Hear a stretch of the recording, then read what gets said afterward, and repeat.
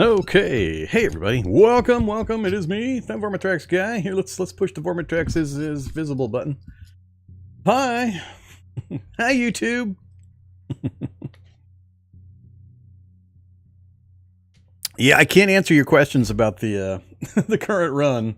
I don't spoil my runs. If I tell it here and people watch this and they happen to be, watching the normal run episodes, then they're spoilt. I don't spoil. Chat can feel free to, spoil you, I guess. But yeah, I can't do that. So I got too many problems already keeping track of what is appearing where at what time and so on. Yeah, Big Head Vorm. Let's here we go. While we're just doing the chatty. There he is. There's the man, the myth, the legend. Otherwise known as that idiot that keeps playing this game after however many thousand hours. All right, let's have some more water. Yes, I am 1 year older, closer to the grave.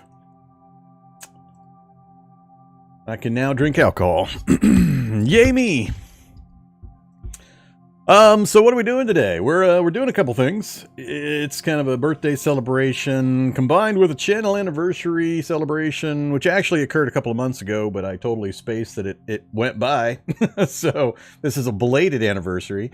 And it is closer to my birthday, though. And we're also doing, channel support, all that kind of stuff. So we're going to play some games. We're going to chat, do the stuff. But we're going to do it here live on YouTube for folks that don't, for whatever reason, head over to the Twitch side of things. So we'll play some Cataclysm probably for a few hours. And then I'll take a short break and I'll come back and we'll do a few other games.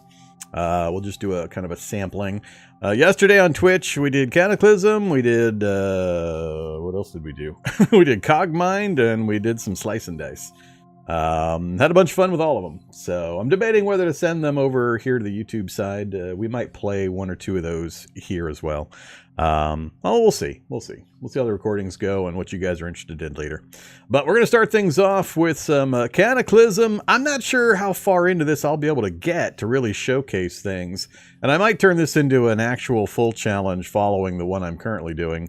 But I've been wanting to kind of dabble in this for a little while. So we're going to change things up a bit with this one. We're going to do a No Hope mod combined with Magicalism mod run.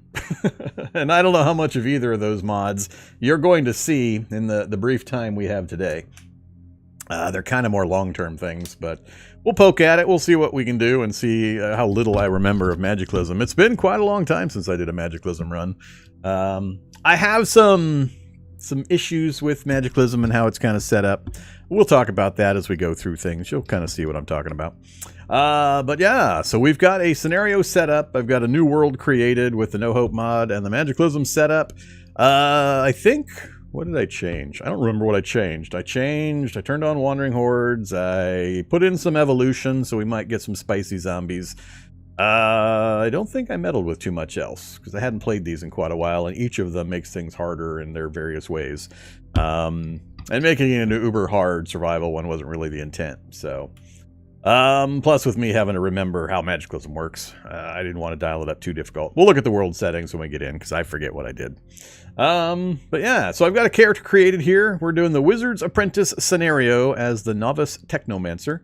Our name is Dan Golf, and here we go. Loaded up on the intelligence, took some of the mana stuff for extra mana for spellcasting.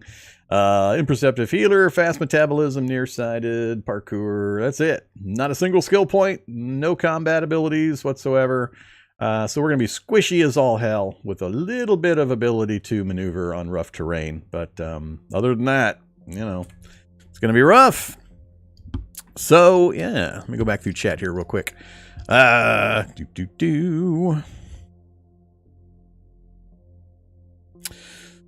thank you very much, everybody, for the birthday wishes. Greatly appreciated. Thank you. What color setting are you using in CDDA? Whatever the default color setting is. I don't mess with that. I've never messed with the color options.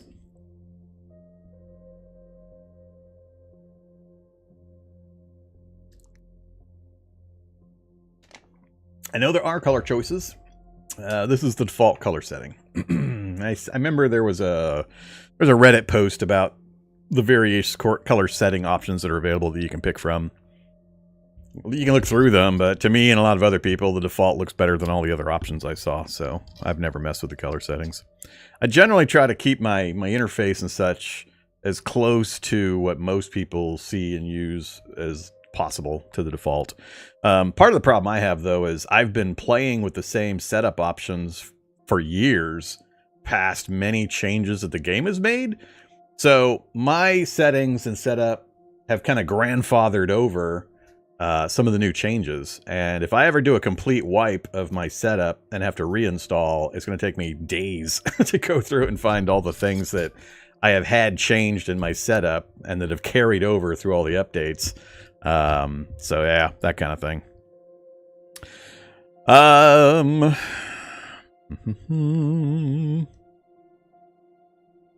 Yeah, the font thing has changed. That's definitely different. If you're referring to the fonts and such, that is definitely not default. I've definitely made changes there. But I did that years ago, and they've changed the process for changing the fonts and stuff, and I just haven't done another video on how to do it. It's still possible to set up, but I specifically set mine up in a way that the fonts are larger, so that people that view my stuff for Cataclysm on mobile devices can actually have a decent chance of being able to read the fonts. So the font size, scaling, the type of font I'm using, and all that, I modified long ago to be kind of optimally useful for both computer users or viewers, as well as people watching on phones and tablets and stuff. So it's a bit bigger than I would use personally in my own play, but it works really well for live streaming, and it's very nice and crisp and clear. So yeah, so that's what that's going on. All right, let's just jump into this thing, and we can chat as we go along. It has been probably actually years. I don't remember when the last time I did a Magicalism run was. So there will be a bit of me poking around and trying to figure out how to do things again. I believe I have to set a hotkey for the spell casting, but we'll do that when we get inside. Well, let's jump into the game world real quick. Are you sure you're finished? I am. Build my world.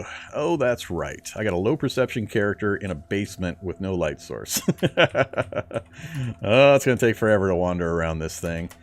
Hopefully we got no zombies in here. What do we got? Pantheon, picture set, picture ass, shogi set. Don't care about that. Let's look at the character real quick. So, baseball hat, briefs, hoodie, jeans, glasses, gloves, sneakers. You know, pretty standard fare.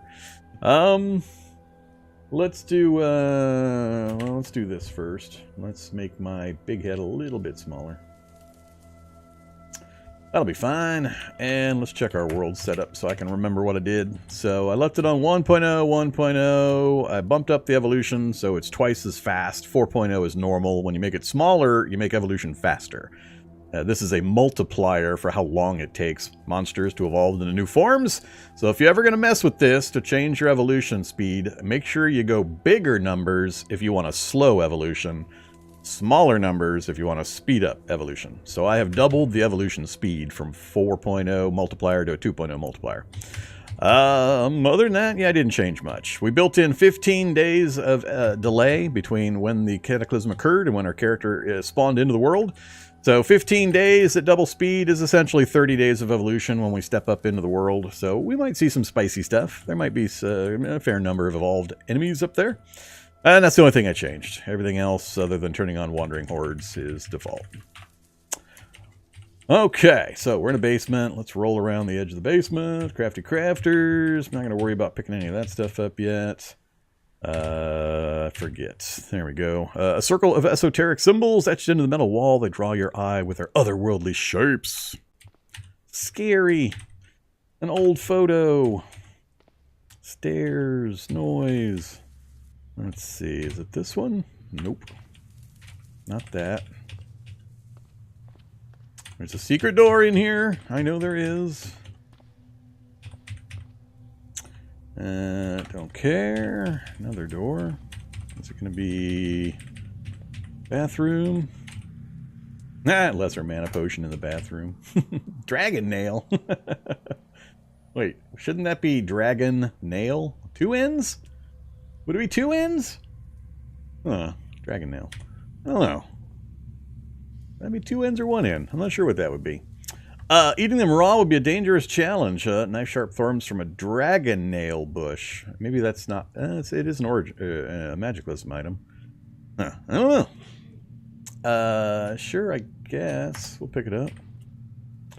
A couple of candles, a couple of matchbooks, and tramadol. Sort category, sort category. Alright, nothing there. So, am I going to have to try to drag bookcases? I strain myself. So, nothing there.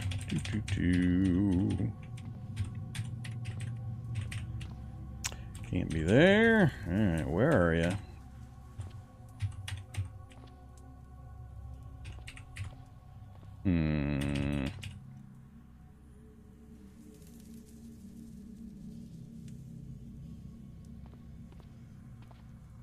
Yeah, I know it's to the left. It's not up here. It must be behind this wall or...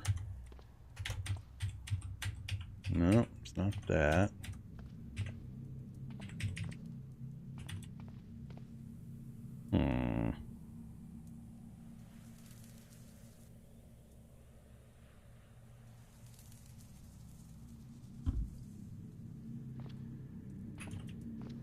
I thought there was something I had to interact with that would open it, but it's not the coat rack.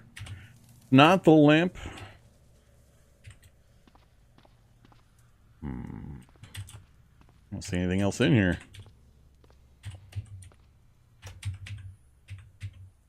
Too heavy.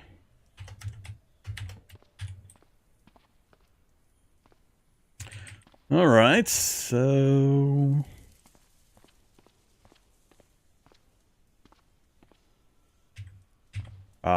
writing on the wall. I don't remember it being that. Is this going to be another smaller room and then we have the coat rack? No, I think that's everything right there. Swivel chair with broken casters. Lesser mana. Bullet plates. Iron skin. Crystallized mana. More candles.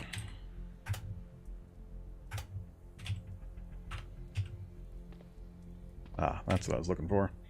Geospatial systems, the lie of linearity, and a robe. I don't think the robe actually does anything in particular.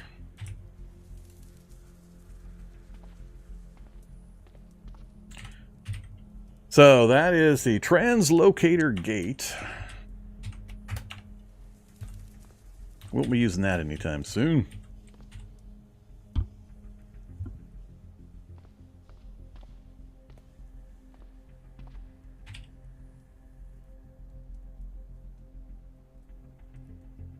Dancing with a coat rack in this basement.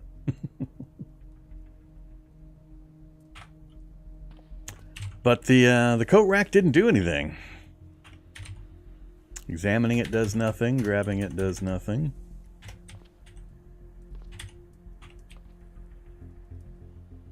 So I don't get the point of the coat rack photo.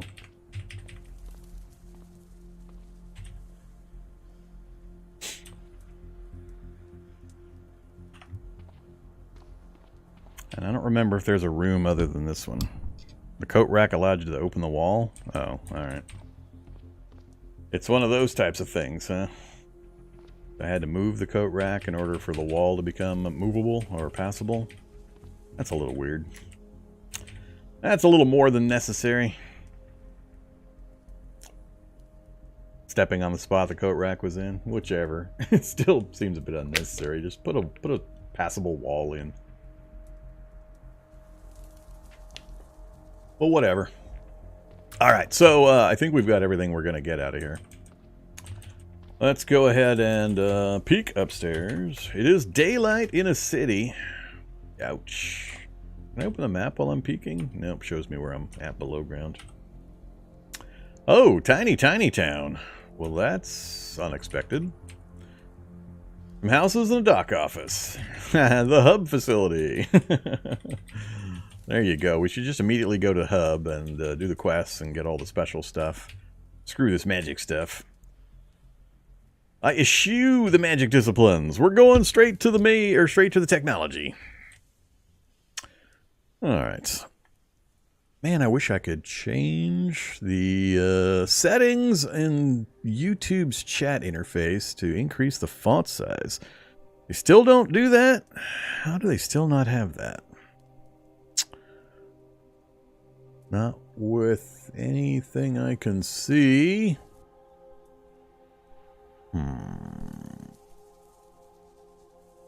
Nope, that don't do it. Alright, I'll just have to keep squinting when I look over there. You guys are in teeny tiny chat mode. I can't do much about it. Alright, let's pay attention to the game. Learning Cataclysm now. You're very welcome. Glad you're getting some use out of the tutorial stuff. Some of that stuff is pretty ancient. It's still, I don't know, 75% valid. Unfortunately, it's impossible to find current stuff for Cataclysm because it goes out of date so quickly. It's a monster of a beast to try to keep any kind of information available on. Alright, we're going to get out of here. Nothing else we need here. Let's pop this back up. Note. Home. Home basement. With gate. Alright, so we've got to get out. It's daytime, and we don't have any particular special moves available to us, so we've got to perform an exfiltration in the daylight. Otherwise, I'm stuck down here for quite a long time.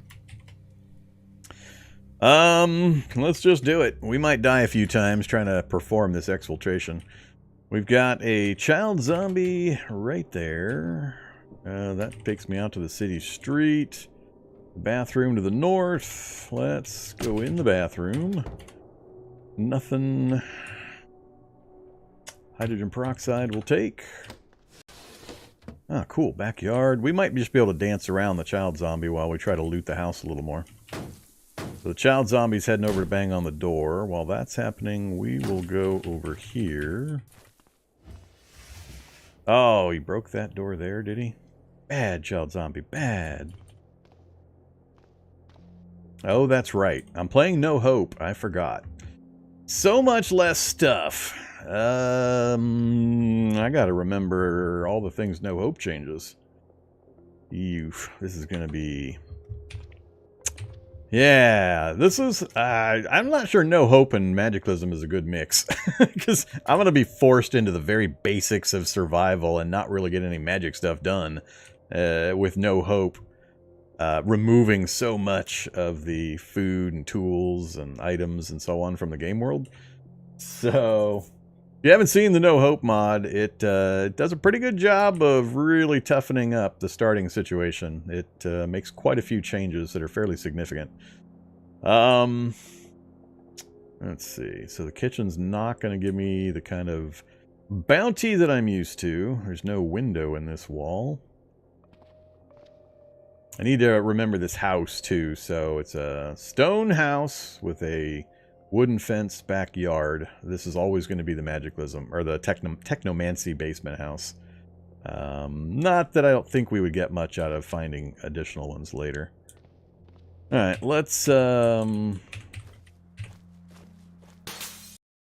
if we can get anything in here. Nothing in the dressers. A raincoat. No windows in that. Oh, that's the post office. Yeah, that's not going to be helpful. Alright, let's pop outside and hop the fence. Try to get to the next house.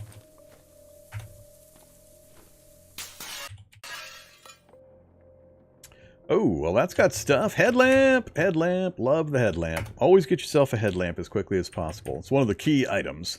For one very, very important reason. You wear it, and it costs you absolutely no action points or time to activate it. So I can sit here and I can activate my headlamp. And I don't have a timepiece right now, so you can't see time passing. But no time is passing. You can turn it on, you can turn it off, you can turn it on, and you can turn it off. That is not true of the flashlight if you're not holding it. If you're not actually wielding a flashlight, you actually have to pull a flashlight out of your pocket, your backpack, wherever, then turn it on. And then you have to do the reverse to put it back away again. It takes a lot of action points and it can be extremely critical for various situations. So headlamp, always, always, always. Very superior.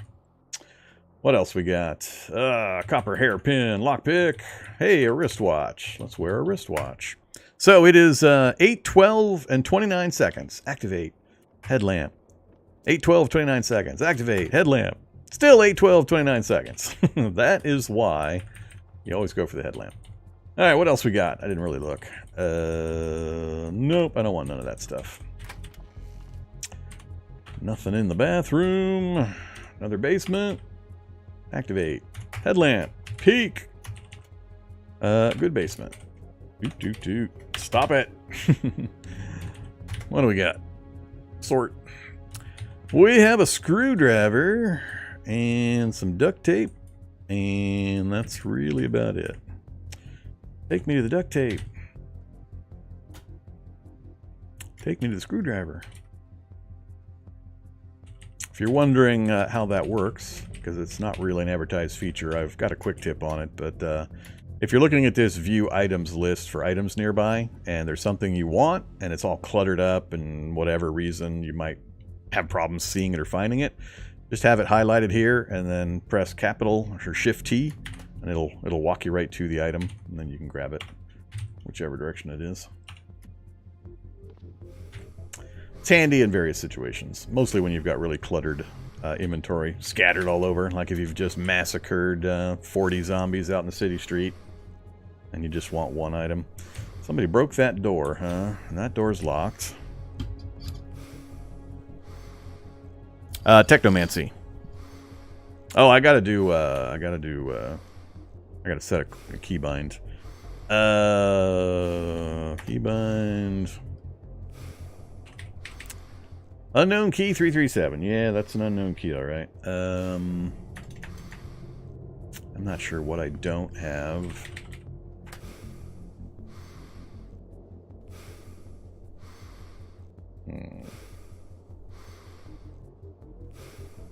Am I using that one? That's the diary. I'm not really using the diary, so we'll say yes to that. Alright, so we have a spellcasting menu. So we have Synaptic Stimulation, one of my favorite spells that I remember from Magicalism in the early game. Spell stimulates your synapses in your brain beyond normal processing speeds, giving you a large boost in mental processing capability, including enhancing your reflexes speed and raw intellectual power. Use responsibly. Verbal and impeded by gloves, so you don't want to have mouth encumbrance or hand encumbrance. Those things will lower your chances for success. So keep your hands and your mouth clear and available, so you can encant the words properly and wave your hands around appropriately. Spell level 4, max 20, difficulty 5. We currently have a 36% fail chance.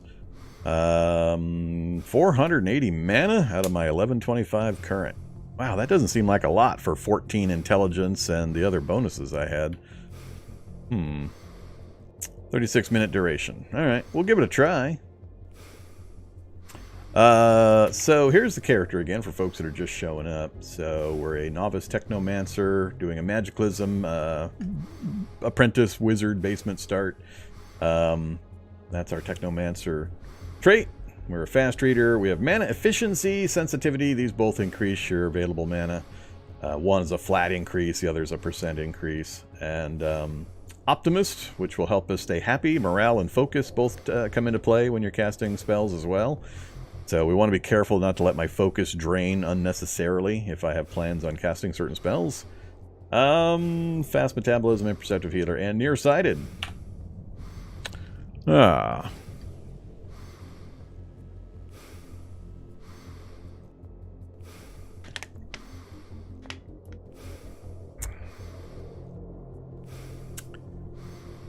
Excuse me? You see no character sheet. How would that work? How would you not see the character sheet? 1 second. Why is the preview showing me... You do now? What the hell? Well, how did you not see it earlier? There's a bit of a lag. There's more of a lag between live and what you guys see than there is when I do the Twitch stuff, so maybe it just is delayed. I don't know. Weird. Alright, well, yeah, there you go. There's the character sheet.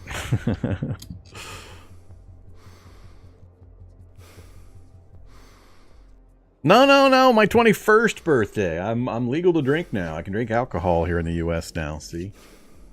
For the third time? Not quite that old. Not quite. Thank you very much for the generous donation, though. Appreciate that. Yeah, there's no way that the character sheet by itself would not be getting picked up by the capture software. it's not going to be that finicky. It's either going to pick the whole image or not. It won't just say this one section is verboten. So I don't know what happened exactly. I suspect it was a delayed effect. But whatever. We shall continue like there was never a problem. Oh yeah, we were going to cast a spell. Let's get this guy to stop heavy breathing. I gotta get used to hitting this other key here. So we're gonna try synaptic stimulation. Off we go. You gain 24 experience. You lose your concentration. It did not work, right? We failed. Yeah, we failed. All right, try again. 36% fail chance, and we failed on the first one. I think we failed again. There we go. You cast synaptic stimulation. So, yeah. We gained 24 experiences for failures, and then we gained 120 for a success. Your mind accelerates. So, we are now accelerated. We have 18 intelligence. Holy crap. Well, I guess that is +4. Intelligence, dex, and speed of 129. We are beastly. Beastly. Alright, that's better. I mean, it'll last for half an hour. That'll probably allow us to get out of town. Oh, look at this. I haven't played since they've changed a lot of the interface stuff, so... 670 mana? What the hell is this thing here? Max mana 4,800? Well, that's more like it. I guess... So it didn't start me at max when I came in? Huh. That's a long regen time to get that.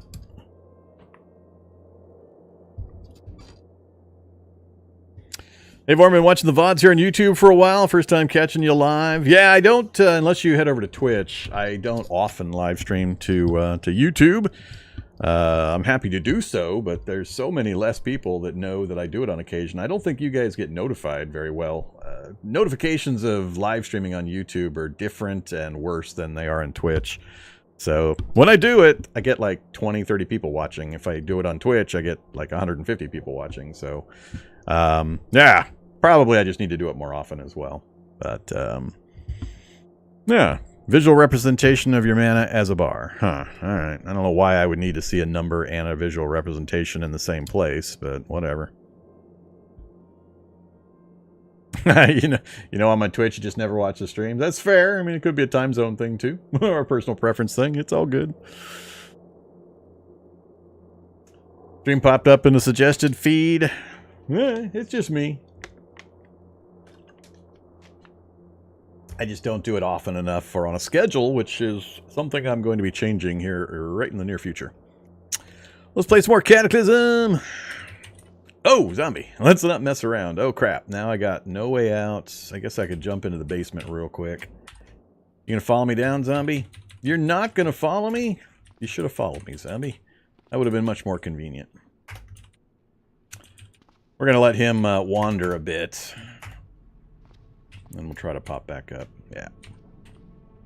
Alright. Get out of my way, zombie. I'm going to be way faster than you right now. Activate headlamp. Which is free. Did I mention that?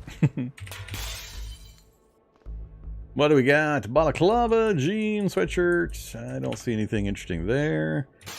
Not going to open from the inside. That's the last house. I guess we should boogie out and head over to the evac shelter. Then we can reapproach this place later. Now that we're guaranteed faster than everything, it'll be an easy escape. That synaptic stimulation spell is so powerful. Yes, go chase the birds, zombies. Chase those bad birds.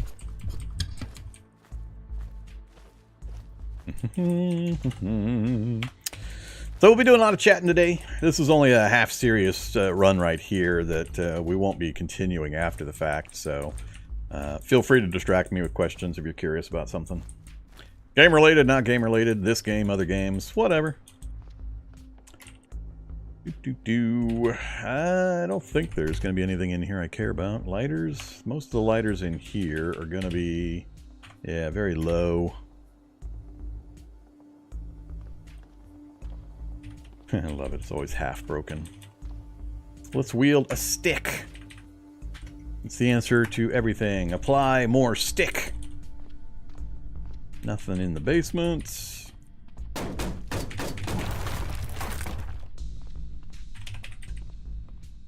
Yeah, no hope is going to be the big difference in this run. So much less stuff in the world. Shopping bag, maybe? Shopping bag? I don't have any carry capacity right now.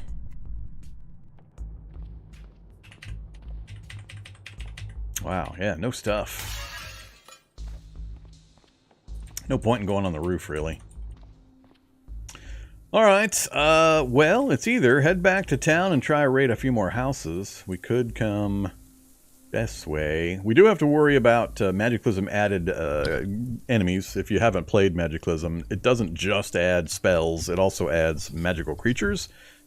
We got stuff wandering around in the woods that are added in that can be very dangerous and can kill me.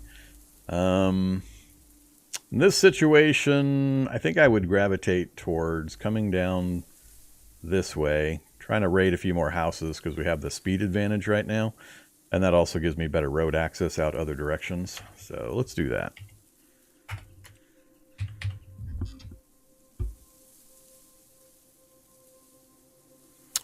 What are you pressing for run mode?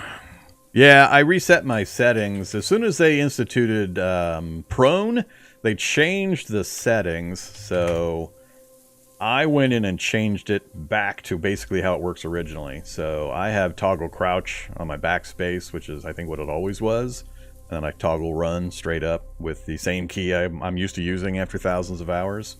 And the movement mode menu, which I never use, is F4. So just manually go in. You can set it back to the way it originally was. Because I have absolutely no use for prone. If I ever do want to go prone for some reason, and there are a few very edge cases where you might want to go prone.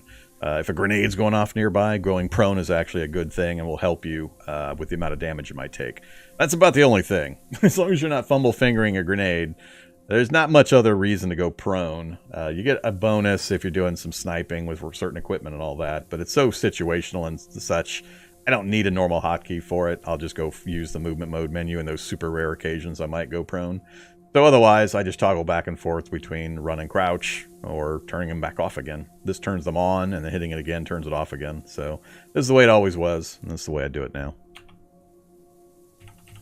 You'll find a lot of my settings are like that. If you see me doing certain things certain ways, or it's not working the way you see it, it's probably because I've been grandfathering over the settings that I'm used to using for thousands of hours in order to play it like I'm used to, so my muscle memory doesn't cause me to go into paroxysms of twitching.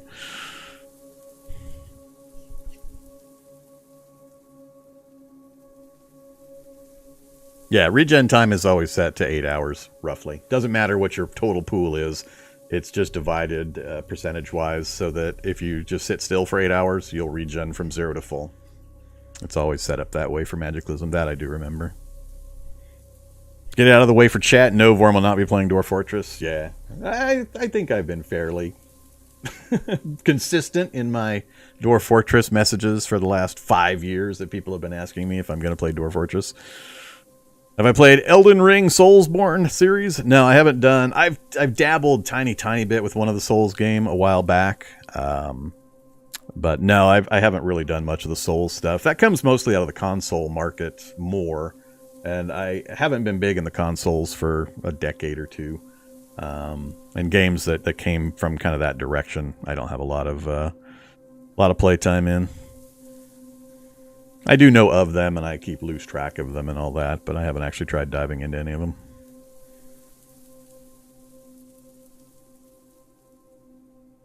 Thank you very much, Ivan S. Yeah, we'll keep playing Cataclysm. There's reasons why I carefully restrict my Cataclysm play. It's totally just to prevent complete total burnout, so that's why I don't do more live Cataclysm or more challenges. If I do too much, I'll just burn out entirely and disappear from Cataclysm, and none of us want that. Alright, I hate forests. Y'all know it. We're just going to speed run through this forest. So let's go ahead and just tell it to put me... Yeah, put me right here. Oh, not using that. Put me here? Yeah, put me there. Yay! Still alive. Alright, now we'll cut back north. We'll see if we can get into any of these houses. When I travel like this, I'm looking at this section, and I'm looking at my mini-map. I'm not really looking at the overworld map here, so you might... I don't know if you can tell from watching the little camera of me, but my eyes are actually over here. So I'm watching red dots, and I'm watching for anything up here that shows that I know is an enemy type. And I can tell how close I am and whether it's dangerous for me to be near them. So currently, that's how I am traveling. I'm keeping the red dots of that feral human at the far north end of my map, and we'll kind of shift around.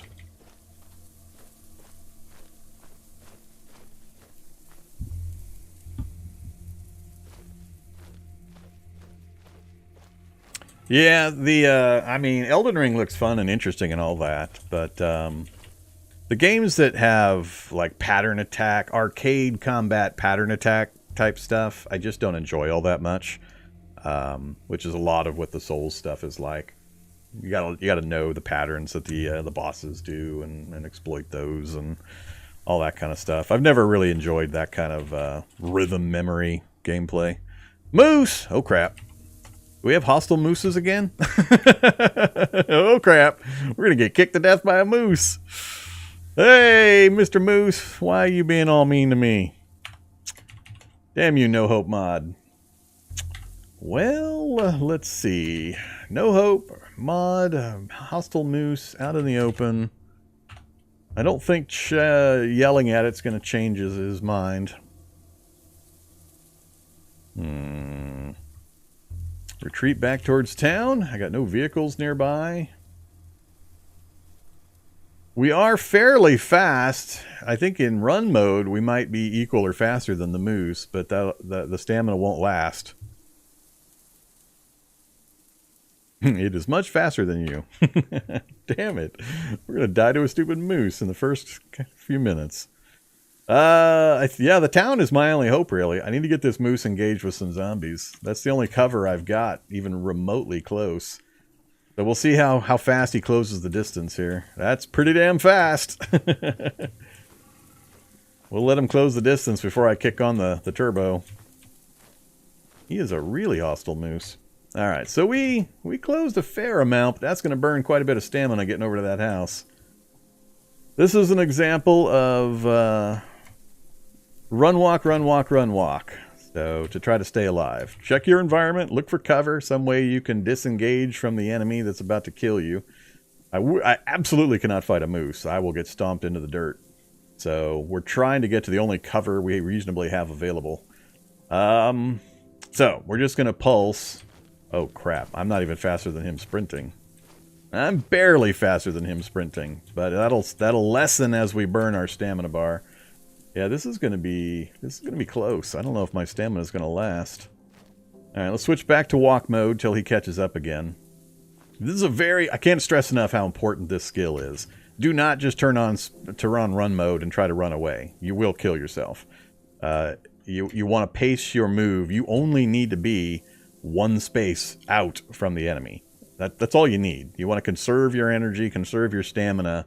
So run, walk, run, walk, run, walk, run, walk. And then at the end of the run, when you get near something that might be able to provide cover, then you want to turn on the gas and burn whatever you need to in order to make the distance. But if you just turn on run mode and just flat out run, that's how new players constantly die, is they're trying to run away from zombies. They started in a town and they're trying to run out into a field and they just burn their stamina, and eventually it slows down, slows down, slows down, and the zombies who don't have stamina and never slow down catch you and eat you. But had you run, walk, run, walk, run, walk, you can stay ahead of them basically forever, barring other circumstances. So we got a zombie right there. If I go by that one... The trick is, I've got to get the moose closer to the zombie than he is to me. There's also a feral down there who's going to start tossing rocks at me. I'm debating going north along the edge of the building, but it might be better if I'm just willing to take some rocks from the from him. if I come down this way. I got to start making my mind up on the direction right now. Yeah, climbing the rain gutter is an option. A good option because we've got parkour and no real encumbering equipment, so it'd be pretty safe for us to climb that, assuming that other zombie doesn't meet us there and grab me or something, which would be pretty bad. Yeah, we'll take the diagonal. And to turn on the turbo again. Oh, you stupid zombie. This zombie is going to be perfectly positioned to annoy me.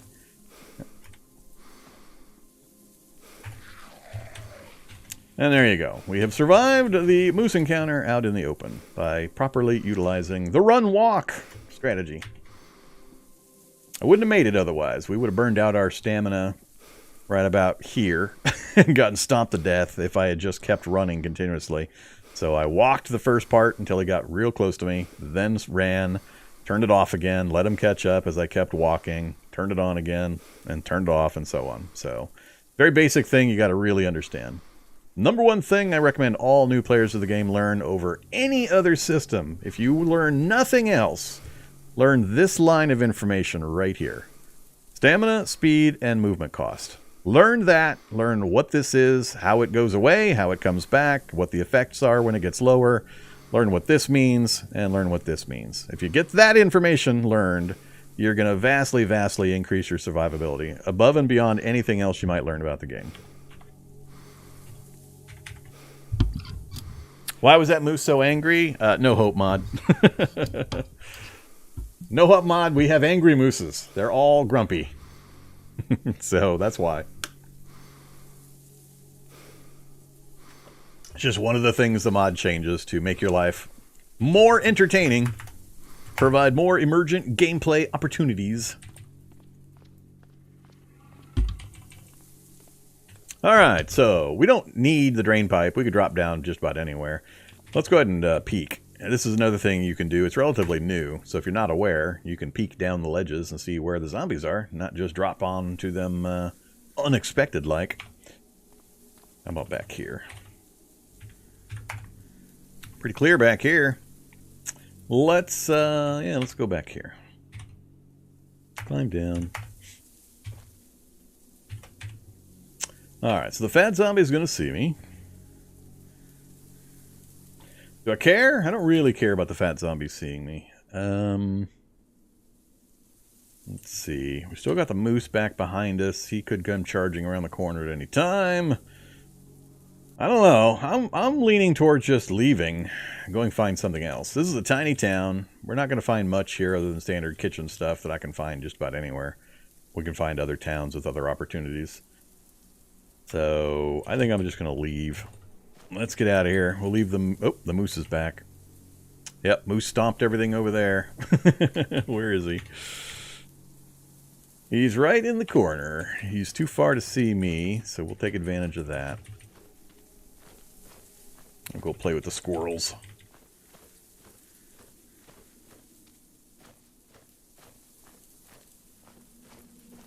Alright, just got to remember the moose are hostile. South through the forest, north. I'm going to go... I'd rather go away from the lake, river, whatever that is, but more roads, more opportunities. Let's go that way. Safe mode on.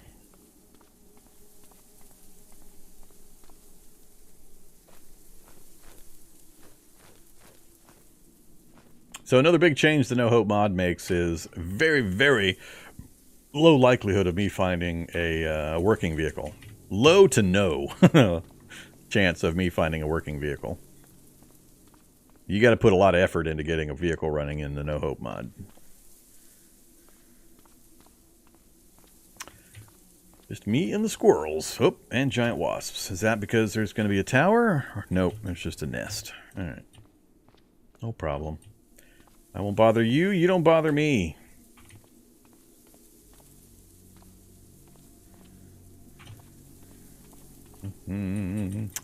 Roadblock is not useful.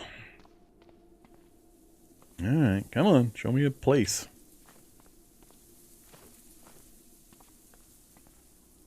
Zombie dog. So there's got to be something up ahead of us. We can't really fight anything right now, so...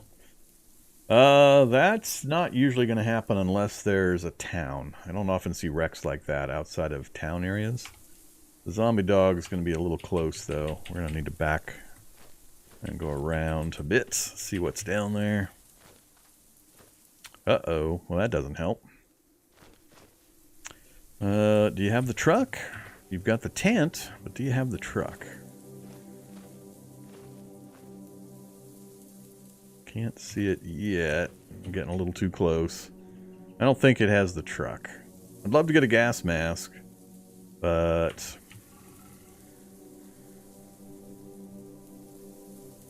I don't see any fast... Oh, no, there's the dog. Big dog, too.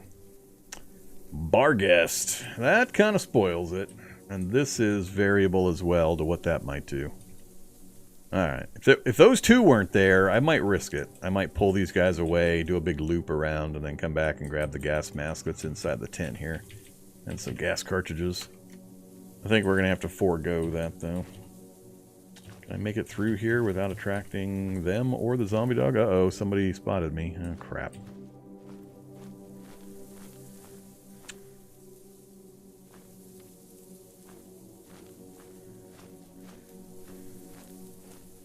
Is there really nothing over here? I thought for sure there was going to be something over here. That burner's pretty quick if he's keeping up with me while I'm enhanced. Oh, tough zombie. Doing the tough zombie stumble bonus move thing.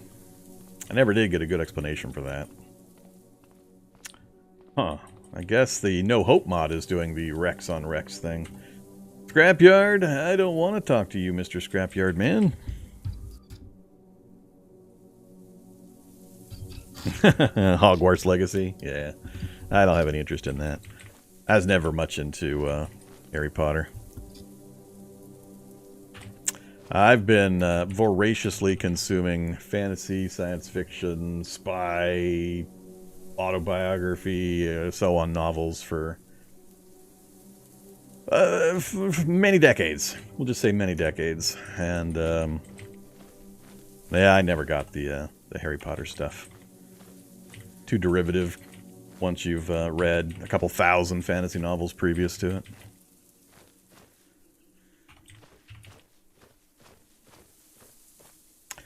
Well, this is not fun. Wandering the fields with Vormithrax. Thank you, Camp Deep Fury. Yeah, we're having a pretty good birthday. Didn't know you could peek down? You sure can. Just examine the ledge, and you'll have a peek down option now. You can also strike zombies below you with a reach weapon from that edge, without having to turn on the buried debug experimental 3D field of vision mode. Used to be you had to do this goofy thing, which has issues. Don't do this thing.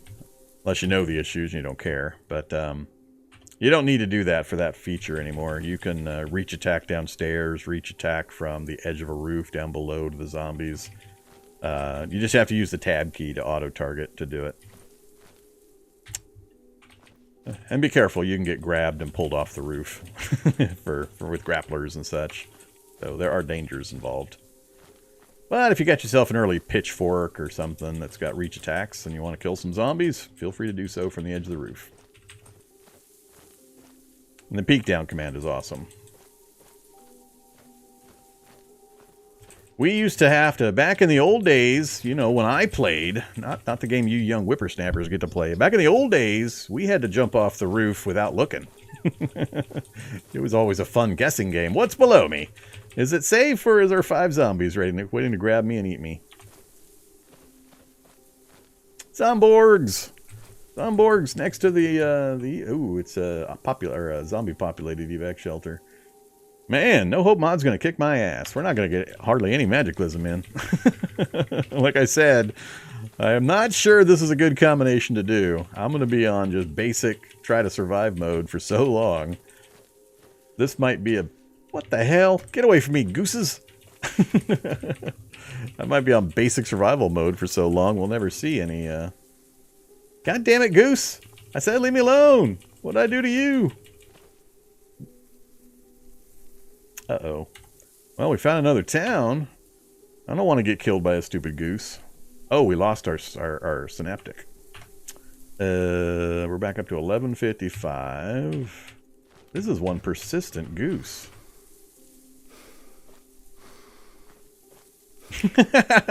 Alright, let's go into the garden here. The goose won't be able to follow me in here. Screw it! What the gooses can fly? I don't know what happened there. He lost the aggro, but he was right on top of the fence. That was weird. Yeah, let's go hide in here for a minute. I've got run away from goose syndrome here. Yeah, we'll hide in the bathroom. True sign of an accomplished CDDA veteran, hiding in the bathroom. Cowering in fear of the rabid gooses.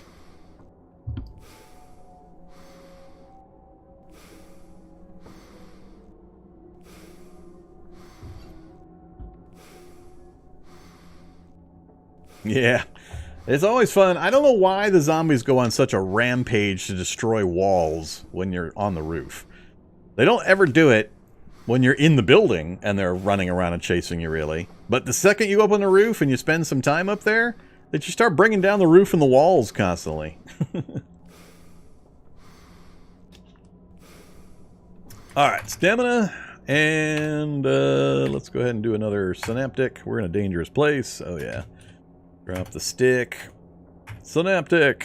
We succeeded. Wield stick. It's a nice little shack, actually. Got yourself a wood stove. Locker, table and chair. Water. Huh. Nice sofa, armchair.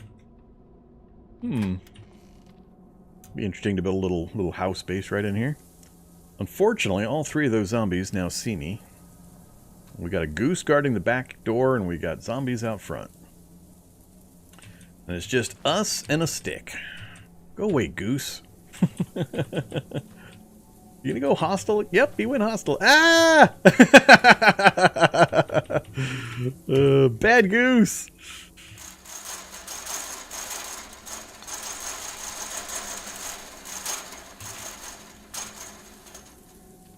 I can't believe I'm getting pinned in by a stupid goose. There we go. Yeah, 18 intelligence, 130 speed. The glory of Technomancer. His one starting spell. I'd like to get into this house. We got a tough zombie. We can go around. We'll be... he's faster than most with his little stumble forward routine. I think I'll let him come to me, and then we'll run around him and get into that house.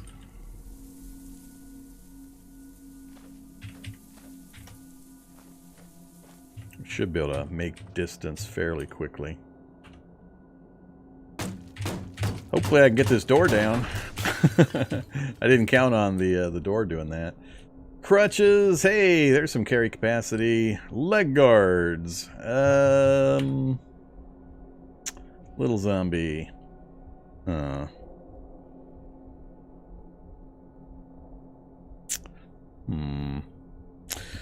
New to the game, even newer to the channel, do you have a guide on the different kinds of labs? Not specifically on that, no. It's really divided into just a couple of types. There's the old science labs. Basically, if you do any of the science starts, the science lab starts, that's where you end up, the old science labs. Those are modular. They're kind of like a jigsaw puzzle of pieces that are just assembled in a certain way, randomized.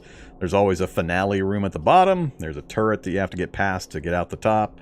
That's the traditional old style labs. That's the one everybody likes and everybody wants to find, but they're also stupid rare nowadays.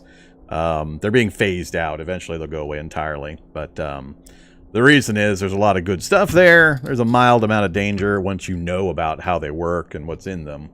Then there's the newer labs, the square labs that are accessed mostly via the subway points. Those things are hella dangerous for very low reward, terrible risk versus reward ratio. I almost never go to them. Then there's the distorted lab, which is a kind of preset footprint. It's very large, and it has some pretty good loot in it. It's pretty dangerous, and it's one of the only places to get something called an activity suit. And there's a section of it that's distorted dimensionally that's got a lot of interdimensional stuff in it. Then the only other real variant is the central lab complex, which is another old school lab, but it's like a standard old science lab multiplied by 10. It's 10 floors. There can be up to 7 finale rooms. There's usually between 4 and 7 finale rooms. They're kind of tough to find. There's usually one on every overmap section. That's pretty much it.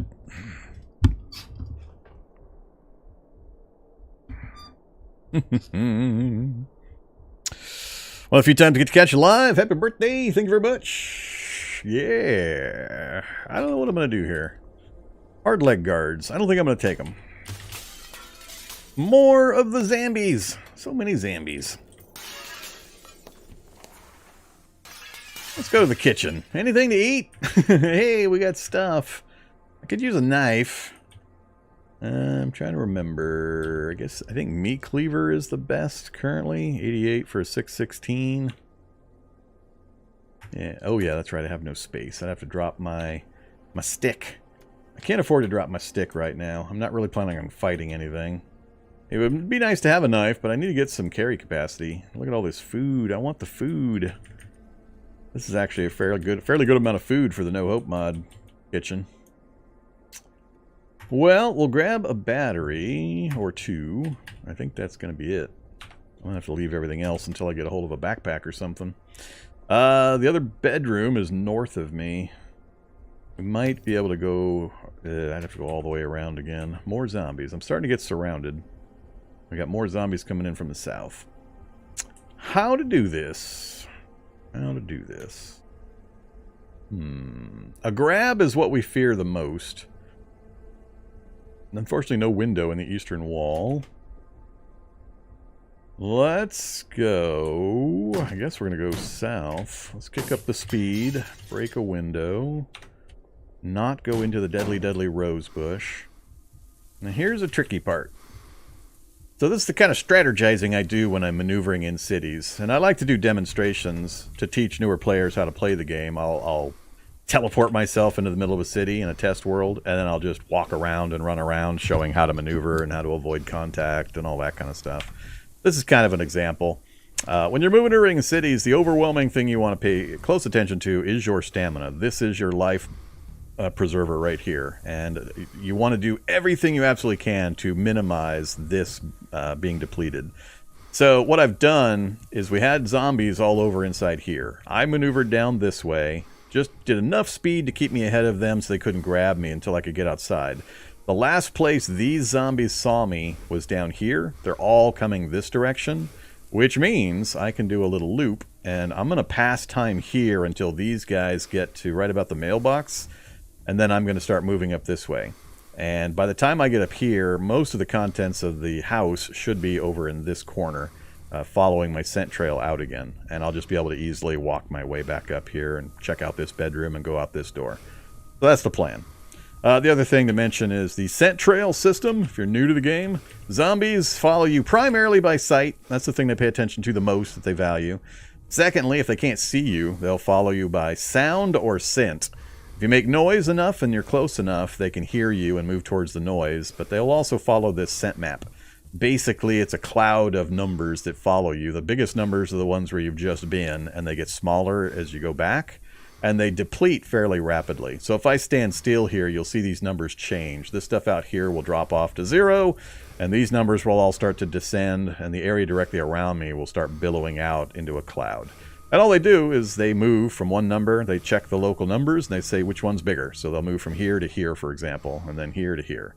That's all they do. That's how the scent system works. And you can't normally see this information. I have a debug option on a hotkey that I turn on just so I can talk about this and demonstrate it and explain it to folks. But it's not normal information you're supposed to have. But I'll go ahead and leave it on for a second so you can kind of see the numbers and what happens. So I'm just going to pass a couple of rounds because I want to give these guys as much chance as I can for them to come down to this corner. So we'll just pass a turn. Well, I didn't want him to move there. I got to get moving a little earlier than I wanted to. All right, let's go ahead and turn this back off again. I need to make sure I stay ahead of him so he can't grab me. Uh-oh, he didn't move fast enough. All right, they didn't move nearly enough. I'm going to have to risk... stupid rose bushes. I'm going to have to risk a grab no matter which direction I go.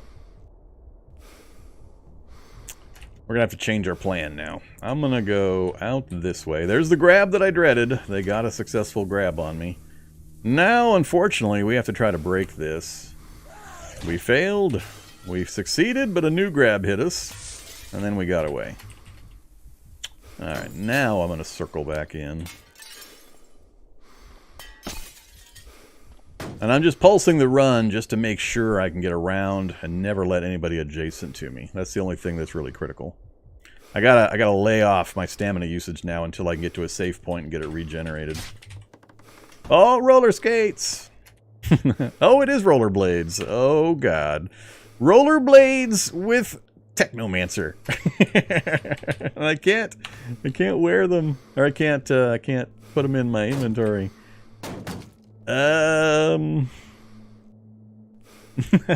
It's hilarious to use Technomancer with synaptic stimulation with super speed and rollerblades that lower the cost to move dramatically. I'll be able to move if I put those on like 5 spaces for every 1 space the zombies move in run mode. It's ultra ridiculous. Even more so once you stack on some speed mutations from the bird line. It would be funny, but it's too dangerous. I need to be able to maneuver over terrain and such. There's big disadvantages to rollerblades as well. So we're going to bypass the rollerblades. We'll stick to our natural progression benefit. Alright, do we climb this and take a break? Let's climb this and take a break. Let's get our stamina back. Alright, so we can go out the south facing, but that's dangerous because, you know, that's on the street. So it's going to maximize our visibility. I'd rather go back out this way, but we're going to have zombies back here. Not too bad. Ooh, ouch. Yeah, that's not good. Another thing to know is when you're doing peeks, notice how it says they can all see me? They can't see me. The game is telling you what it would be like if you were actually in that position. So these guys don't actually see me right now. That's how peeks work. So that's it might be better to go out the front. That's looking pretty grim out there. Yeah, we got a couple of big clusters. What is my goal? We're up on a roof, which is good. What can we see up here? We've got a craft shop across the way. I'd like to know if it's a metalworking craft shop. Gun store, I'm not too interested in. Subway, would be nice to get into the tool room, but I have no pockets. I need pockets. Do I need a clothing store? Or I need to just keep hitting houses until I get a backpack or something? We're kind of stuck until that happens. So, I think I'm just going to try to go straight across the street and bop around these houses across the street. We got fences we can climb. We got more of these we can climb. That'll put me next to the copper, huh? Yeah, let's drop right here. Alright, so we got our full stamina back. I'm faster than everything I see, so I'm not overly concerned about these guys currently. This is a little harder when you're not moving at 130 speed. Oh, I got a crowd following me. Let's go. I think what I'll do is I'll pull the crowd down the street, and then I'll come around the back side of this house, so that'll pull them this direction. I'll go in this way, and I'll loot as I go, then cross over, loot as I go, cross over. But the bulk of these guys will hopefully be a little further down.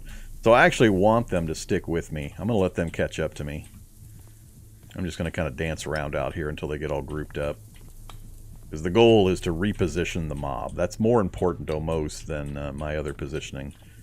So given that I know I have the speed advantage, we're just going to slowly walk them down the street in a big old cluster. I'm still faster than everything I see. If a dog shows up or a runner shows up, the strategy changes. So just knowing the speeds, the relative speeds between you and them, your stamina level, and so on, controls a large part of this. I mean, I could just lead this crowd straight down the road and then do a long circle back, and the whole crowd would be gone, and I wouldn't have to deal with them again. So that's a Pied Piper maneuver. I do it commonly in vehicles. I don't often have this kind of an advantage where I can do it on foot. I do want to spend a little bit of time in that house. Oh, a dog showed up. So the dog is faster than the rest. I won't be able to maintain the lead on him like I did with the others. Yeah, let's go ahead and circle around. Dog's starting to catch me.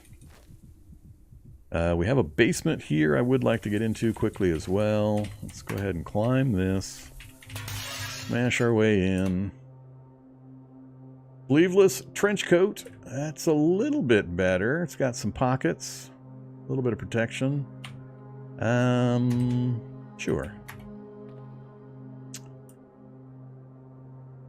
Nothing there. Don't want a laptop. No door for me to close, unfortunately. Get down in the basement real fast. Uh-oh. That is the audio basement, I want to say. Yeah, I want to say that's the audio basement. Nothing really there that's going to interest me.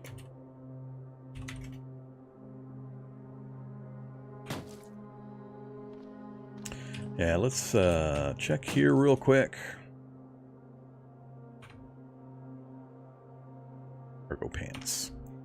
Nah, I'm going to hold out for an actual storage capacity item. I could put together a quick, oh, actually, that's what I forgot. Run back. Stop burning stamina, you dumbass. Alright, unload pillowcase, grab pillowcase. I need to wield the pillowcase in order to get the advantage of it. I believe. 1366. When we get our stamina back, I'll double check.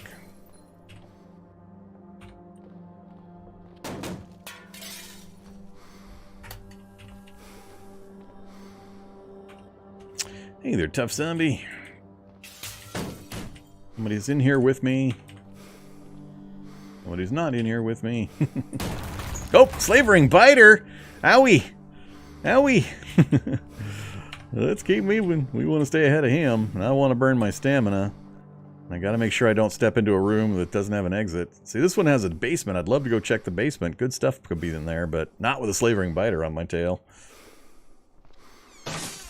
Yeah, he's gonna take doors down real quick. The shed is locked. I can't do much with that. Balaclava. Shark plushie. Oh crap. And a dog. Yeah, it's getting spicy again. Being chased by a dog and a slavering biter. Let's juke back into the room. Fitted leather trench coat. Damn it. I want that one instead. But I can't. Can I afford to? I can't afford to. Well, that's not fun placement. Alright, let's head back this direction. Don't need the headlamp on.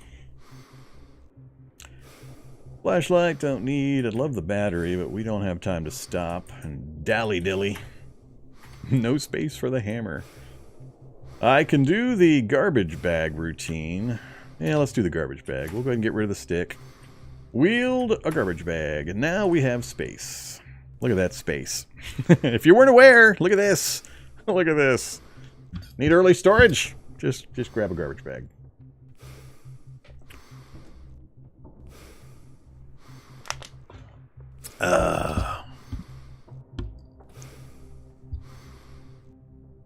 What's one really big thing that you think is currently missing from CDDA if you had to choose just one to implement right now? That's easy. I've talked about it a bunch of times.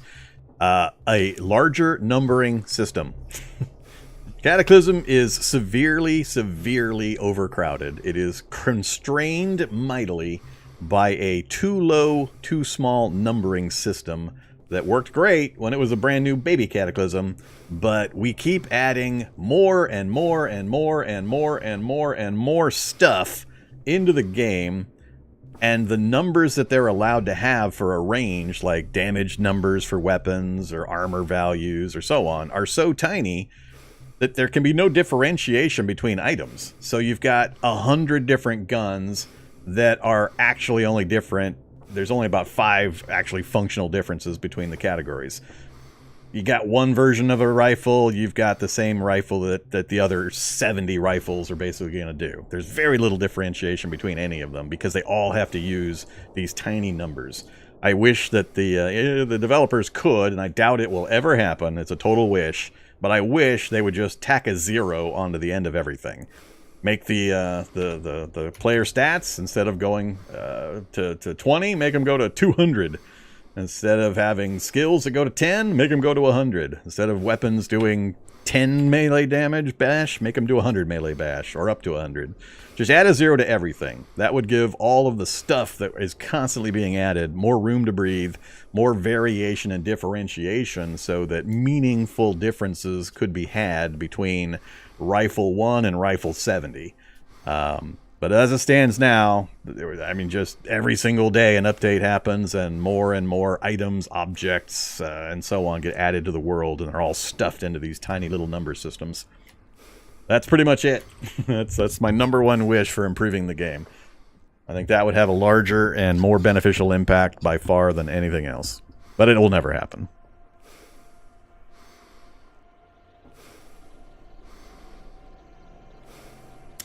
Let's see, what else? Yeah, speed 130. Good old Technomancer.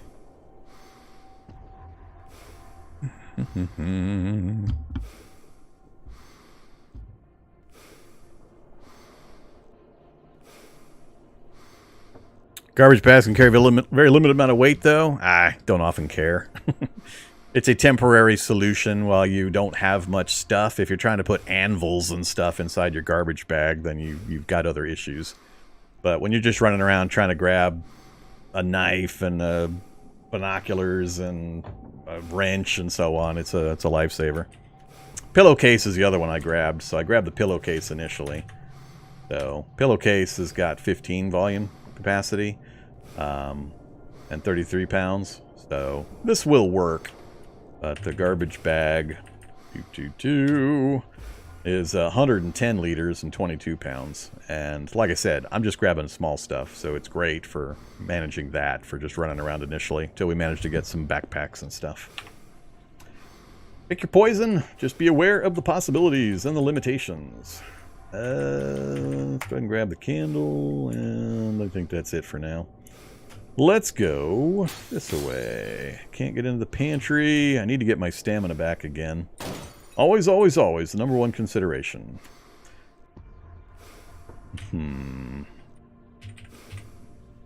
Pliers and a broom. Let's take the zombie this way. Now that I don't have the stick, I gotta be careful that I don't dead end myself. Like if I went in here, both these doors won't open because they've been damaged, and I can't bash them with a garbage bag. So I gotta be cautious. Garbage bag is nice, but it's also somewhat limiting. Alright, it's not usually much going on upstairs. I'll take some tramadol, I'll take some antiparasitic and some antiseptic, and sure, I guess. Wow. Somebody busted up the upstairs.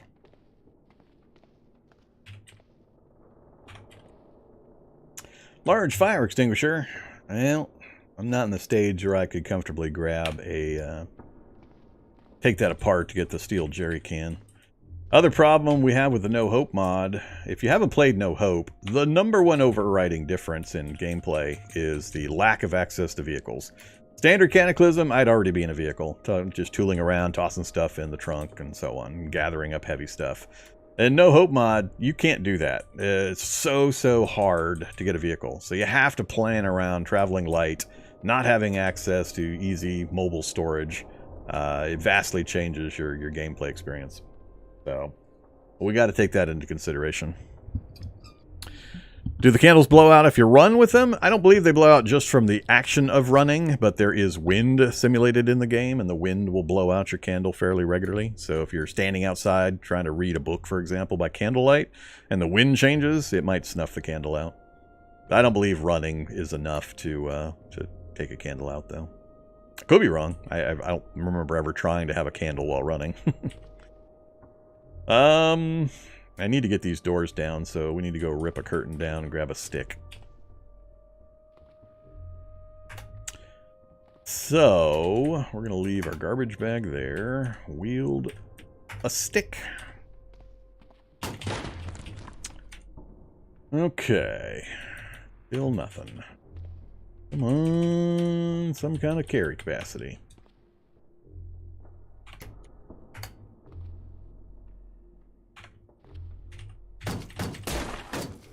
Nope, don't care in there.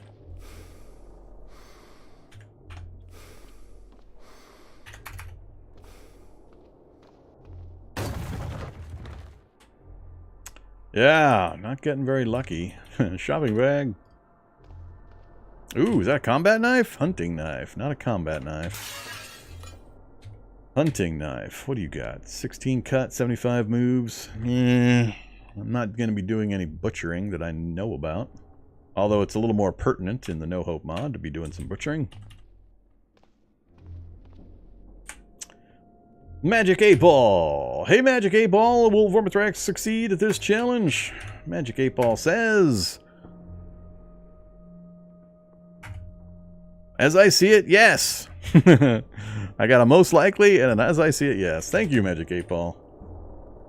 Appreciate you sharing the wisdom of the cosmos with me.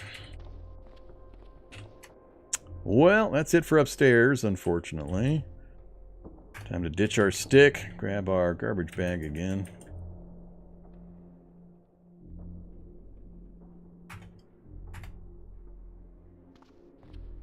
See if anybody's... Oh, zombie dog waiting for me. We'll give him a little bit to relocate. He's not cooperating. Maybe we'll go out a window instead. What do we see? I guess getting across the street to that next set of houses over there is going to be the goal. We could drop out this window. That probably would not be a good idea. A new passel of zombies waiting for me. How about in between the buildings over on this side? Little better. Not too bad. Hey there, Rolling Initiative. Thank you very much. Appreciate the happy birthday wishes and the donation. Yeah, we're having a good time. We'll be doing another, I don't know. We're not even doing an hour and a half yet. We'll be doing at least another hour and a half, 2 hours of Cataclysm. Then I'll take a short break and we'll come back with some other stuff. What to do? How about... Yeah, let's do that. Wonder if I can climb down with one hand. This might actually... We might fall here and have a very bad time. Huh. Alright, interesting. I wonder if it puts a modifier on having a weapon in hand when you do climbing. It's pretty funny. I've demonstrated some pretty hilarious things you can do with the climbing system, and I think they've nixed a few of them. I remember climbing a drain pipe with 2 broken arms. I had 2 broken arms, and I escaped from a horde by climbing the drain pipe once. So apparently it was leg day, and we performed some squat and lift routines that day. And we were able to climb the drain pipe successfully with 2 broken arms. That was good. That was fun. There's some other shenanigans I've gotten up to. I don't remember which ones have gotten switched. Alright, stamina's good. Let's keep moving. Hop into this next house. Shall we talk about lockpicks? Lockpicking? None of you have heard of my opinions on... Oh, score! Day pack!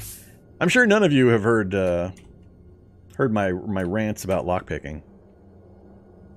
Garbage bag is held with nothing in it currently?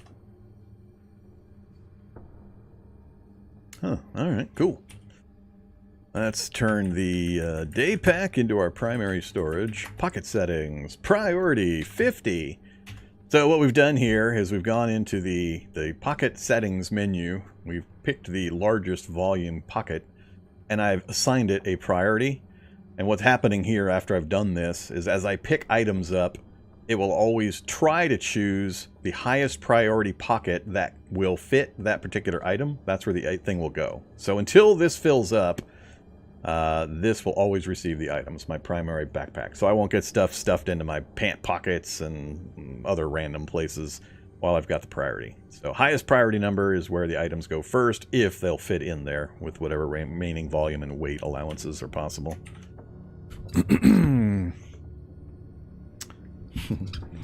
But yeah, the conversation I have about lockpicks is, in my personal opinion, I hate lockpicking in Cataclysm. I think it's a totally useless feature. For my play, if you guys enjoy your lockpicking, go crazy. Just realize this is just this crazy old man's opinion. I think lockpicking is totally useless. People commonly tell me, but you can use it to get in houses. Why would you care? Most of the houses have open windows. I mean, I don't know how many times I have to demonstrate how many times this is true. Especially if you're doing night raiding and you're being creepy and sneaky and you're picking locks on doors and all that. Why bother? I mean, you got so many open windows you can just walk into. And if there isn't an open window, just smash the thing and walk in. It only makes a tiny amount of noise. They're not going to come investigate unless they're right on top of you. And if they're right on top of you, they're already hearing you. And if they're not hearing you, they're already smelling you. And none of the starter traits like light step and so on make enough of a difference to actually care about, because it's just not big enough. It's not big enough numbers.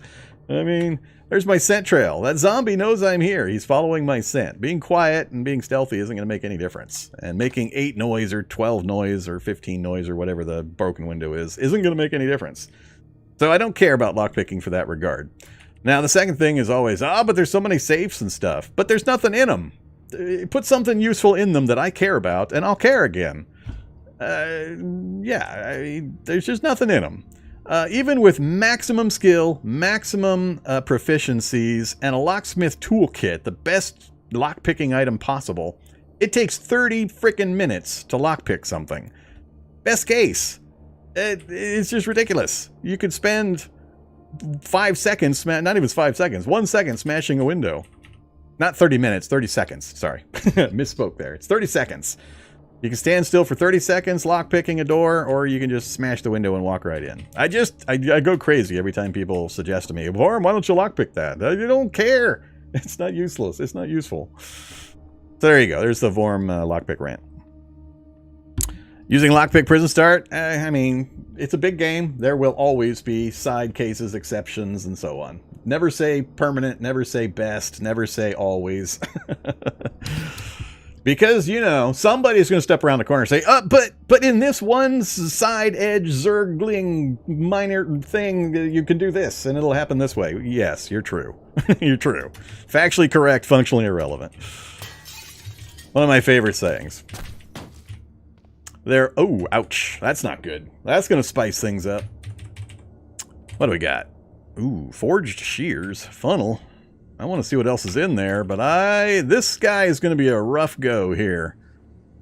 I need to get a door between me and him. He's, ouch. Oh, crap. I'm not sure how I'm going to deal with this guy. He's going to hit and run.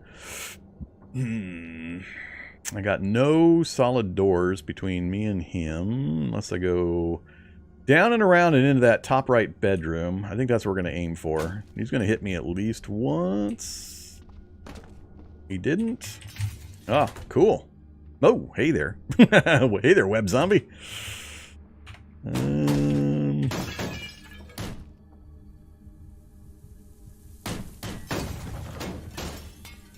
All I care about again is fast. Ooh, hey there, feral. That's a bit of a crowd. Oh, it is a metalworking craft shop. This is the craft shop you want to see right here. The metal craft shop. Good place. A lot of good stuff. Not too useful for me currently.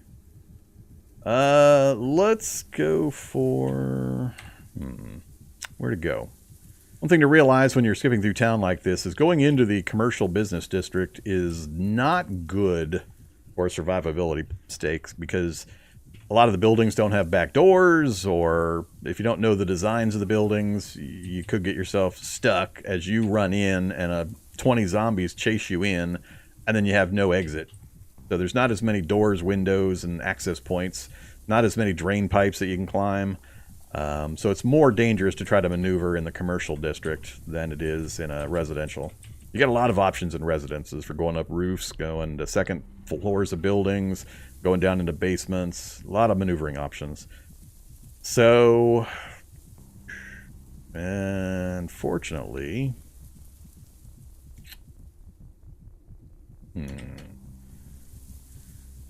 with this setup,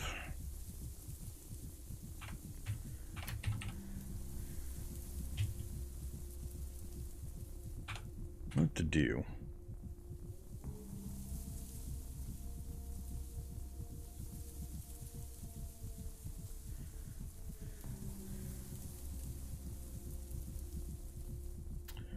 I can't really push too far into the middle of this city.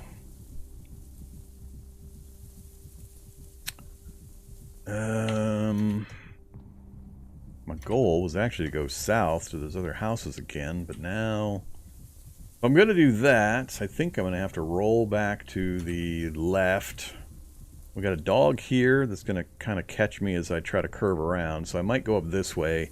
Try to get as many of these zombies involved in crossing this wreckage, which will really slow them down. So if I curve out this way, I think I'll be able to stay ahead of the feral and the dog. Hopefully tie them up in the wreckage as I go past it, and they're trying to chase me. And that'll get me up to the building. I'll come back in through, we'll come back down here, and then loop back south. I don't want to go out towards the city center. So we'll just do that much, just to keep our lead, not take any rocks to the chest. Then we're going to use the vehicle as an obstruction, and we'll go right past the edge of the building here. That's going to slow down a tremendous number of them. You also want to block line of sight as often as you can, so I'm using this as a line of sight blocker.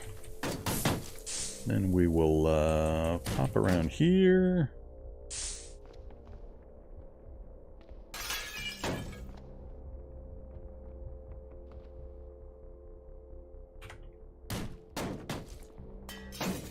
Alright, looking better. Now we got that group to contend with. Only the front ranks of that group saw me, though.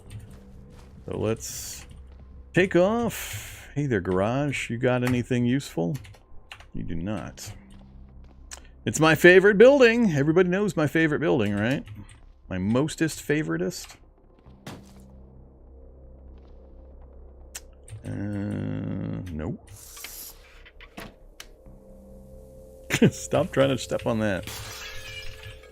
I could use another good carry capacity item. I'd like a hiking backpack or something like that. Duplex!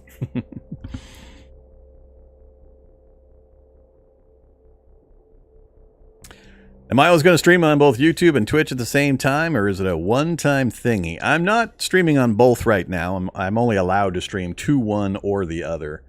There are rules against streaming simultaneously to both, depending on how you're set up as a partner with Twitch and YouTube and all that. So I can stream to one, I can stream to the other, and then I can send VODs from... I usually stream on Twitch, typically, and then I send the VODs of those over to YouTube after I take a chainsaw to them and do some rough editing.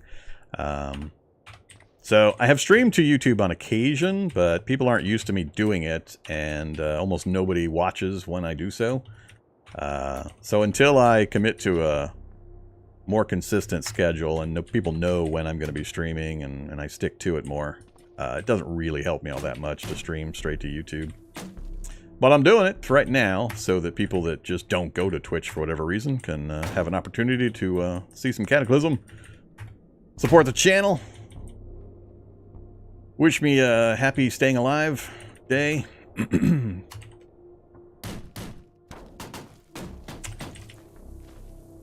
Bad zombies!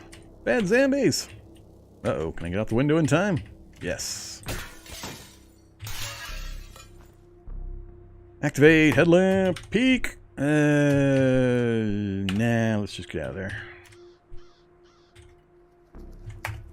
But yeah, this is mostly just me kind of chatting and tooling around doing things. I plan to do a long-term challenge with the No Hope Magicalism. This one won't be the long-term one. Right now we're just kind of getting used to the No Hope Magicalism stuff again. Unfortunately, I'm not sure No Hope Magicalism combo is actually a good combo because of the changes that No Hope makes. Maple syrup, yes. Ooh, cat food's always yummy. Good stuff, cat food. Let's go. Let's transition back the other way.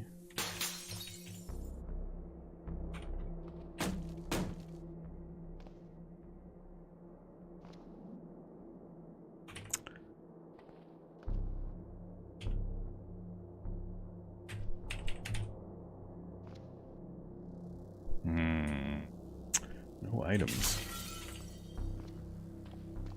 Ooh, what do we got? Duct tape, tin snips. Can't afford to carry books around with me right now. Yeah, I'm not sure it's a good combination, actually. Thinking through, and now that I'm re-experiencing just how severe the changes are that No Hope puts in, I would spend so much time with just normal basic running around trying to stay alive because of the effects of No Hope that I wouldn't get any real progress made on the magic stuff. I might have to come up with another combination. But we'll be playing this for a little bit longer. Chatting, demonstrating, answering questions, all that good stuff. But it's not intended to be a serious long-term playthrough for this particular event. And then I'll take a short break, and I'll come back after the break, and we'll play some other stuff.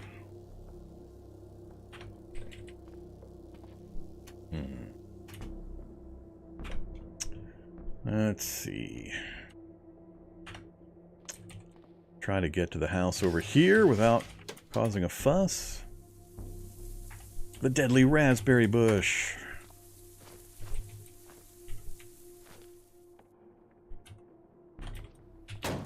Uh-oh. This one. Unfortunately, we can't do much with this house.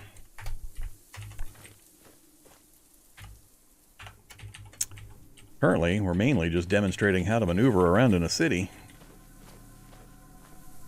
Although it's a little unfair because we're heavily modified with the Technomancer spell. Under the Hood. Great book. I want it. Can't afford to carry it.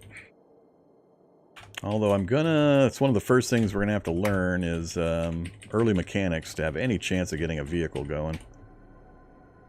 Did we get a knife before? We did not. All right, give me the cleaver.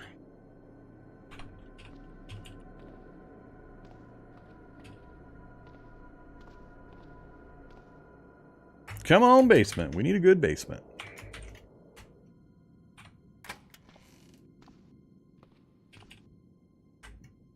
Fencing jacket, huh? Unload. Gallon jug. Grab gallon jug. Uh-oh, we need a stick again. Sewing kit. Unload thread. And, let's...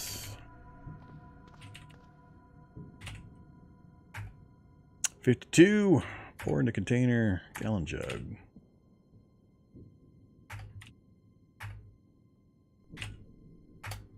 Alright, we're hydrated. We've got clean water in our gallon jug. Nothing in here I can use to bash. Anything up here? Nothing up there. Wheeled stick. Or plank.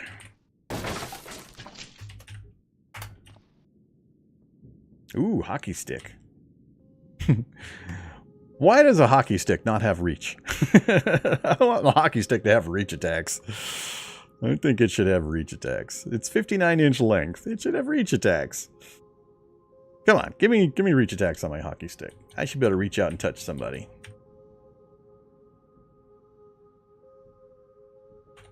Well, where are elbow pads? I mean, how long is a spear? Oh, knife spear? I guess that is longer. 70 inches. 2 yards. We switched to yards, did we? 70 inches. Alright, it doesn't quite meet the spear length, but... Think we're all done down here. Oops. That one. Okay. Done.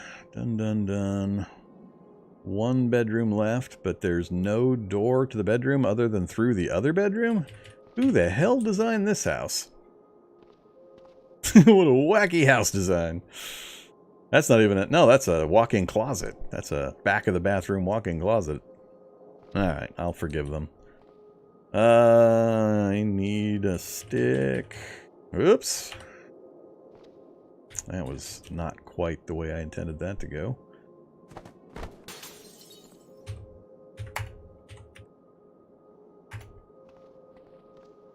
Uh-oh. Alright, him I'm not going to mess with. We'll check the walk-in closet by using the alternative route. What do we got? What do we got? Unfortunately, nothing fun.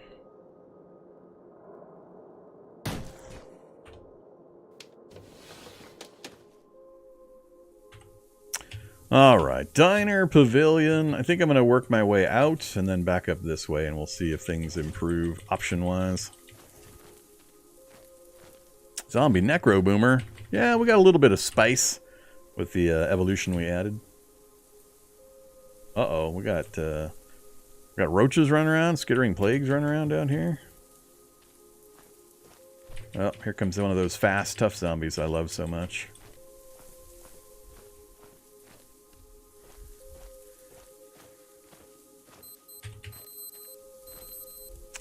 Button off. Oh, hunting supply store. I got no way into that. I'm not going to find a magically available vehicle.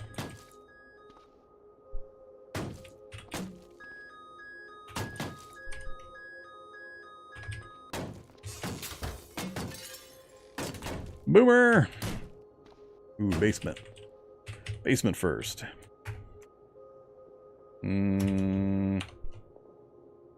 I gotta gauge the possible danger. What the hell is that building? What the hell is that building? I see a ton of machinery. Crates. Textile Mill Museum. Hey, we have a new building. Textile Mill Museum. I am playing on the most recent experimental build. Textile Mill Museum. Alright. Might have to check that out. Shock zombie or zapper zombie. What do we got? So normally I'd be pretty happy to see that.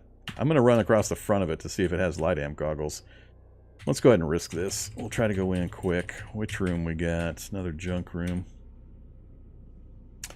Give me that, and I don't really care.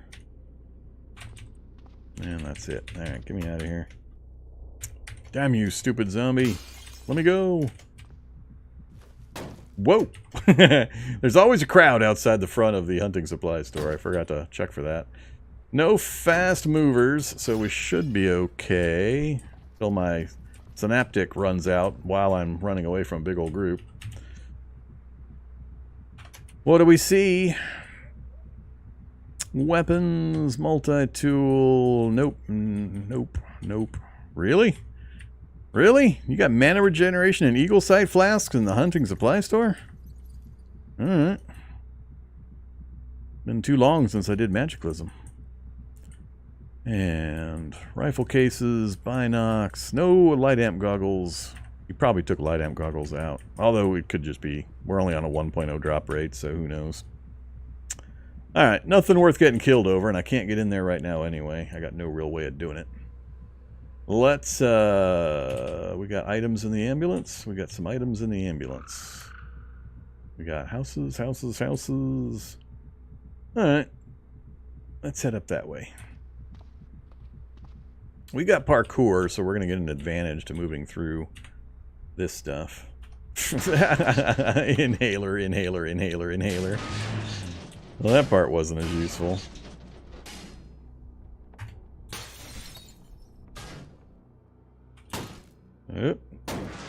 Whoops. I got hit. Necro boomer. Oh, I lost my mana. Or I lost my spell. Alright, I gotta go back to being really cautious. Do we go for a roof and recast? We're basically recovering back close to the mana position by the time the spell runs out, so I can just about keep it on permanently as long as I get it cast successfully. No drain pipes nearby. I want to go this way, preferably. Not sure I'm faster than this guy without the bonus. Looks like not. We're equivalent speed.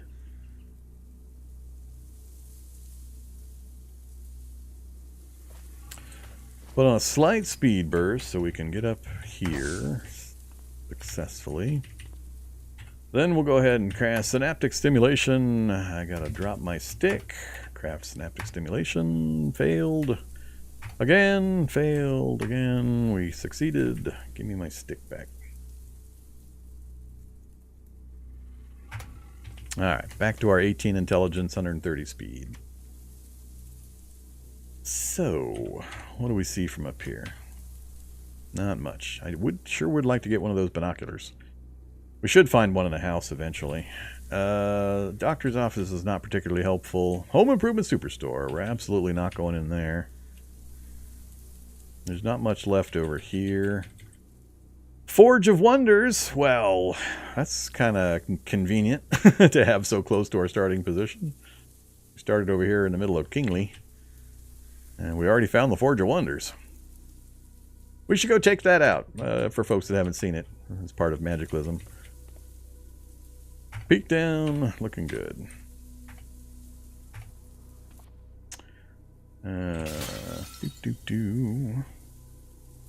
Sound 11. Like I said, sound 11. Like, who cares? It's 11 sound. If a zombie's close enough to have heard that, he's close enough to have smelled you. Might be close enough to even to have heard you walking around. So just break the windows.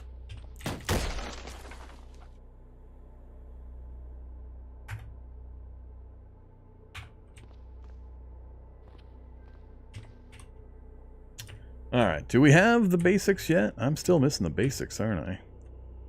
Wow, I have the screwdriver and that's it so far? I couldn't fit the hammer we found earlier.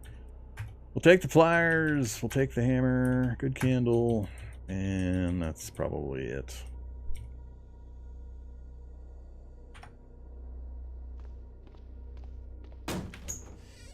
Why you gotta be hanging out in the one room?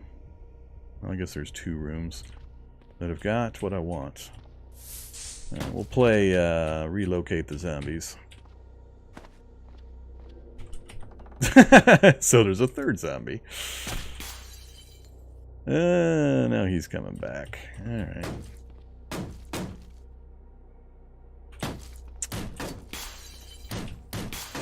We're running from the same guy over and over again.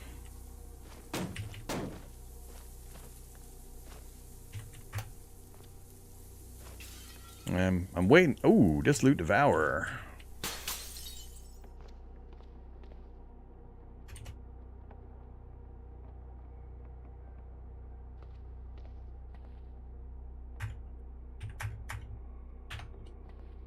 Oh, cool. This would be a good place for us to hang out for a while.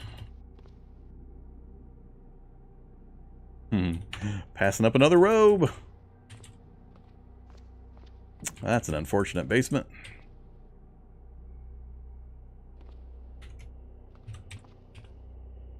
A lawn dart. I still want to do a lawn dart challenge. They just don't do enough damage. Oh, it's that time again! Hey everybody, we get to play the wonderful game, Guess the Character Sheet! So, there is a character sheet here. Dungeons and Dragons. It's going to be one of the character classes. Everybody gets to guess. Everybody picks something. I was the total winner last time. I was the supreme master, the only person who picked the correct choice. This time, I shall go with Sorcerer. Sorcerer. I'm picking Sorcerer. Oh, Douglas, you can't have Sorcerer. No, Copy, you can't have it either. Copycats. I don't want to share the glory. All right, everybody got a guess in? Last chance before the reveal. Here we go. Character is Barbarian. Who got Barbarian? Oh, Radar. Radar. NPing Shaq. Who else? Regi. Panther. Yeah, we had a few winners on that one. You win a big whopping congrats. Here, I'll even throw in. I don't know what I can throw in on this one. I don't have the same options I'm used to doing on. There you go. You get a confused looking zombie dog.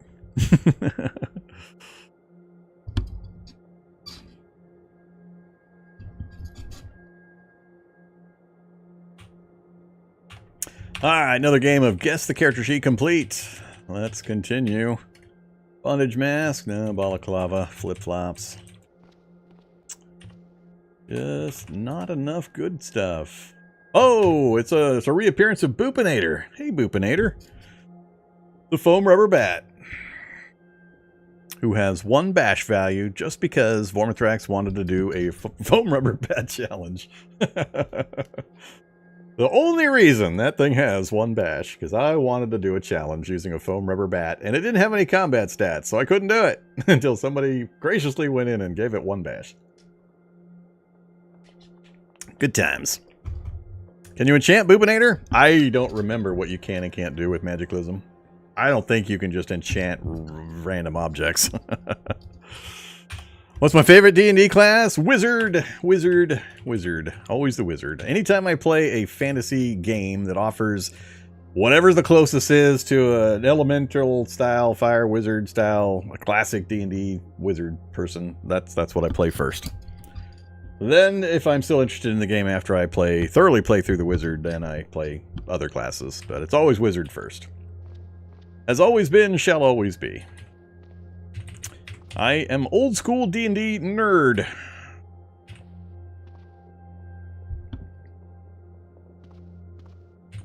Hey, somebody came upstairs. That's inappropriate and rude. I got broken doors between me and him. I don't have a good way of getting him to fall to his death. Alright, let's put some speed on. Try to get the door down so we got maneuvering room. Nothing in the dressers. Cargo pants. Ooh, filter mask. 1 charge. Binocs! I knew we would find them fairly quickly. And nothing else I care about.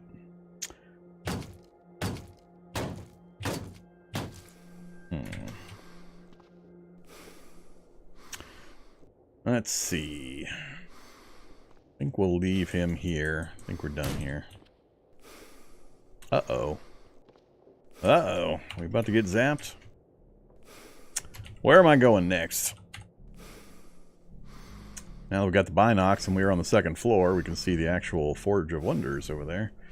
I guess I need to go... Ooh, this is kind of ugly. We got a playground to get to the house. Not a lot of cover out there.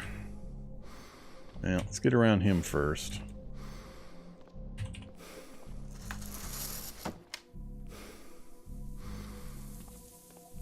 Dissolute Devourer. Oh, I thought he was going to be lurking in the pool. I was waiting for that Devourer to kind of step around the pool, or step out of the pool and come after me. Okay, look at all the racks. Ooh, there's a car that looks semi-functional. That's the closest. Nope, no seats. Broken seat, seat belt, and security system. What else is wrong with you? You got wheels. You got a battery, an alternator, and an engine. If it's just the seat, that's not too hard to fix. You have gas? Draining, of course it is. Draining, of course it is. So it's not going to be functional without too much work. But that's the closest we've seen so far. Let's go... I guess I'm going to go across to this house, and then we'll go north, and we'll go take a peek at the Forge of Wonders. Uh-oh. Damn zombie dog. Multiple zombie dogs that I'm heading into, and a trio of ferals. Alright, this is going to be some interesting dancing. What the hell am I holding? Oh, it's because I'm overheated? Oh, I am overheated. Wow. 44 on the torso. What the hell am I doing to my torso? Yeah, that's a bit much. Should probably get rid of the t-shirt, get rid of the hoodie, get rid of one of the trench coats. Yeah, I got too much stuff. All right, we got to get rid of that. All right, so I'm watching these. I'm gonna come south around the vehicle. That'll force the dog to stay in and slow him down, and hopefully this one will get caught on the edges and slow down. And then we'll hook around the edge of that vehicle there. That'll force the second dog in. Now I just need to maintain range on the ferals so I don't get rocked. And is that a grapper or a grabber? Grabber, alright. Now we need to start edging north, but I need more of a lead on these ferals. We'll go through the restaurant.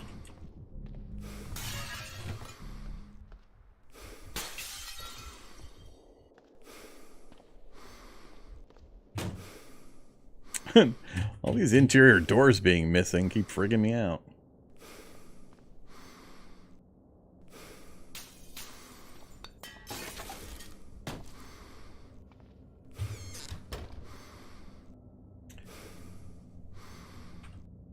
He's gonna open that door and toss a rock at me. So I walk right into a second one. Alright, we're gonna have to hit another roof here pretty soon. Or a basement.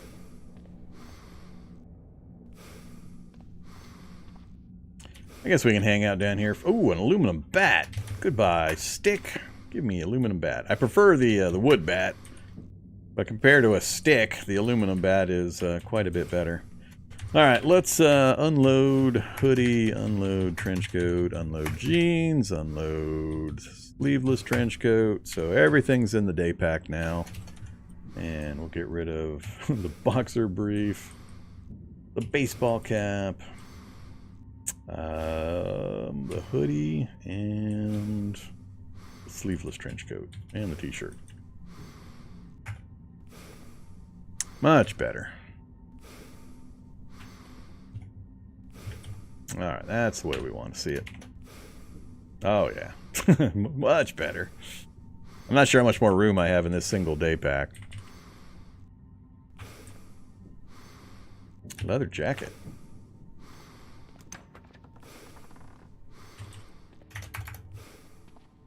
Alright, how crowded are we up here? Not crowded at all? Alright, we gotta go out the window here. Let him stomp around beneath me while I go past him.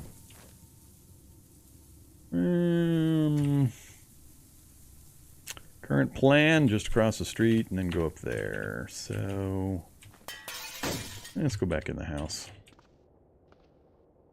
Nothing. Alright, what do we got in front of me? Nothing dangerous? Nothing too dangerous. Actually, I want to go in... this house. Oh, it's boarded. I'm going to have to bash my way in, which is going to take time and stamina. We'll probably have to bypass that and just go through this one. Alright, we will go around these guys. Turn off the headlamp. Whoop, whoop, whoop, whoop. Crazed survivalist, grasping a sharp-bladed weapon. Feral prepper has an athletic physique, a sign that they are trained extensively before turning feral. In addition to remembering how to use a flashlight, their survival instincts seem to kick in when critically harmed, causing them to act in self-preservation, unlike most of their fellows. Ah, not good.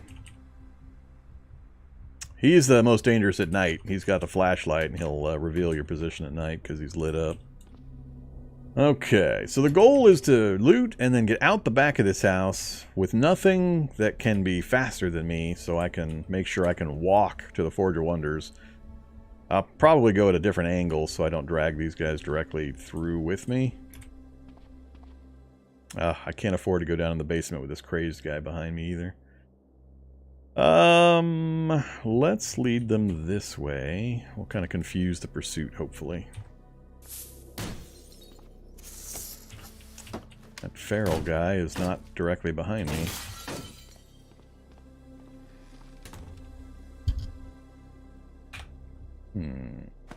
Alright, let's use the opportunity. Just get out of here while nothing's around me. One zombie spotted me so far. And the survivor's out. Alright, we're going to have to put on a burst of speed. Make sure we lose these guys. Hopefully that's enough. Been quite a while since I've seen the Forge of Wonders. I don't remember a lot about it. We're going to have to go around this water.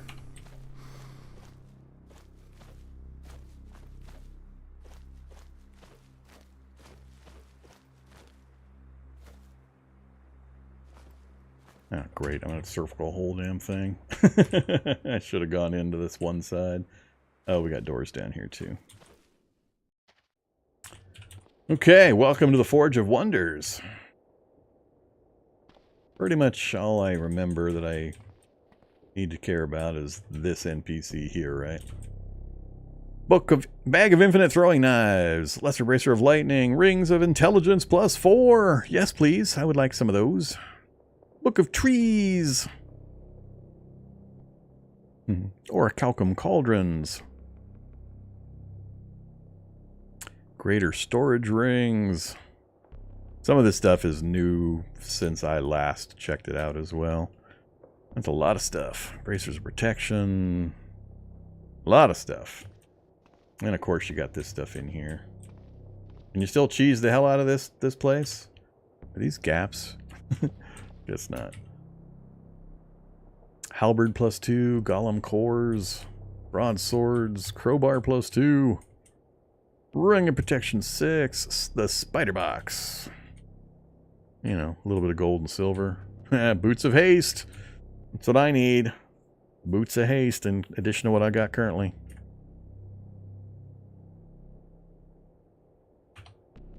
I remember being able to cheese this place. I just don't know if they've prevented or fixed the cheesing. These, by the way, are Forge Demons.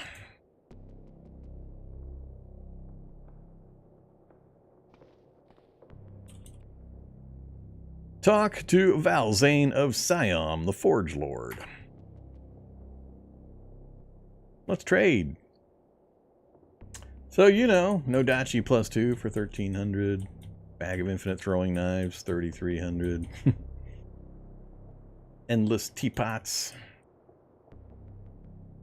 Quite a bit of stuff. Only 75 bucks for manuals. Bioelectricity, an Arcane Approach. Is that the Biomancer starting book? Because Technomancer Biomancer is how I would go in a long run. Try to do a Technomancer Biomancer combo with Bionics, Cybernetics. Maybe throw in I forget which of the there's one of the goofy mutation trees and boost you up. The squid one, I think.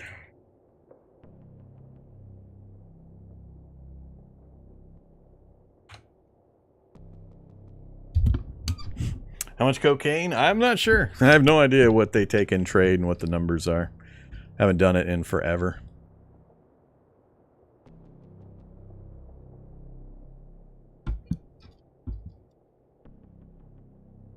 You strike me as a man who understands Thaco. I was weaned on Thaco. Actually, Thaco came after. Thaco was a newfangled invention for me. Good old Thaco. Yep. I predate Thaco. my D&D experience. And then they got rid of Thaco. And I have no idea what they've done with it through the last several versions. But, yeah. Thaco was always crazy.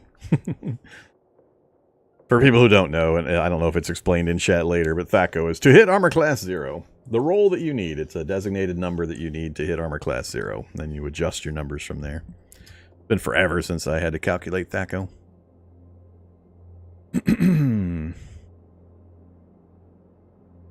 How does a mana recover? Essentially, you just let time pass. Passage of time regenerates mana. It's all on a percentage basis. Your maximum pool divided by 8 hours. So you can go from 0 mana to full pool, regardless of what the full pool number is. If it's 100 mana, it takes 8 hours to regenerate to full. If it's 10,000 mana, it takes 8 hours to regenerate to full. So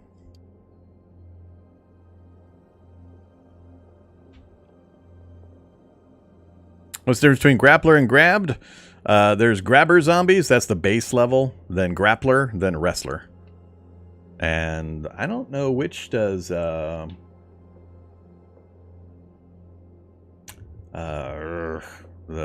green one that has the long arms, that has the thorny arms. I keep forgetting his name. It's just upgrades. It's just the upgrade path.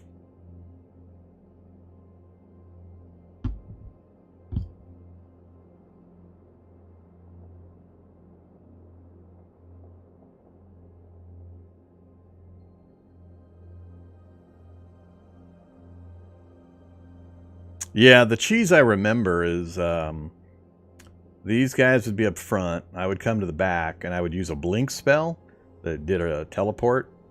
I think it was somewhat randomized in where you would teleport, but you could stand back here and blink and then land inside the vault, and you could loot the back end of the vault where these guys couldn't see you.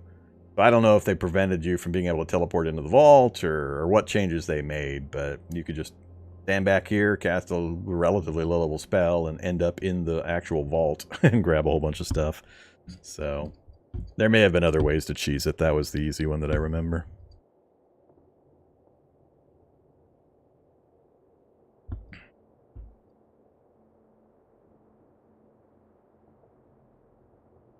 No, I don't need to know how they've countered the cheese. I'm not worried about it. We won't be in this game world long enough to really worry about it.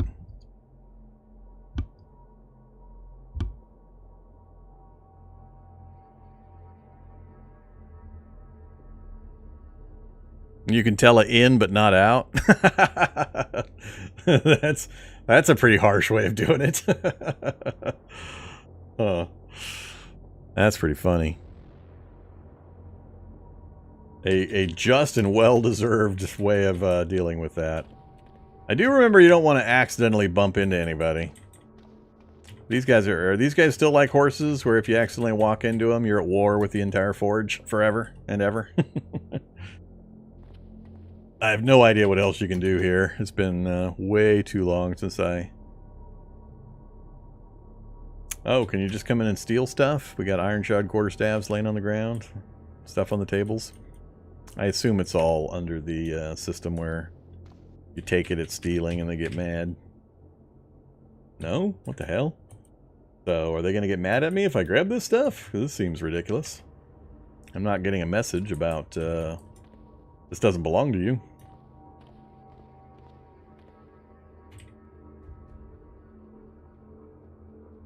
I'm pretty sure I'm going to get in trouble if I try to grab something. Do I get a warning message when I try? Tell you what, we'll put in a quick save. We'll do a 4 science because I'm curious. Get items. I would like... Well, let's go get something I care about. Let's go grab... Let's go grab a bracer of lesser defense. Ah, alright, so now it's going to tell me. I thought we got an indicator. I don't play with NPCs much, or at all. I thought we got an indicator on this screen that showed something didn't belong to me, so I wouldn't even bother. I would rather have it that way if possible. Different color, or some weird symbol at the end of the thing to indicate it's going to be a theft item. Hey there, who are you? Librarian? Beginner's Guide to Alchemy, Basic Spellcraft Theory, Divine. Seems pretty cheap for the books. So, one of the big problems I have, I'm not sure if I can use past tense, with Magicalism is just the way that you go about acquiring the spells, the books and the scrolls and such, so you can advance your character. In that it's randomized between locations, and notoriously, random hates me and likes to have fun with me, and I would set up a fancy challenge with a storyline and a plan that I was going to be this kind of a character, and I was going to learn these arts, and I wanted to be a biomancer technomancer combo or whatever, and I'd get in the world and I would travel and loot and travel and loot and travel and loot and travel and loot, and I would never ever ever ever ever find the books for the classes that I was intending to play. Ever. And that's how like 3 different Magicalism runs kind of stuttered to a halt because I never could find the things that I wanted to play. I don't know how much of that is offset by just, you know, finding a Forge of Wonders and just buying all the stuff here as a one-stop shop versus happening across it. It's been quite a long time since I played, so I'm sure there's been something done with the loot distribution. But that whole randomized system and having to find books and scrolls and stuff in various places just never worked for me, and always crushed my hopes every single time.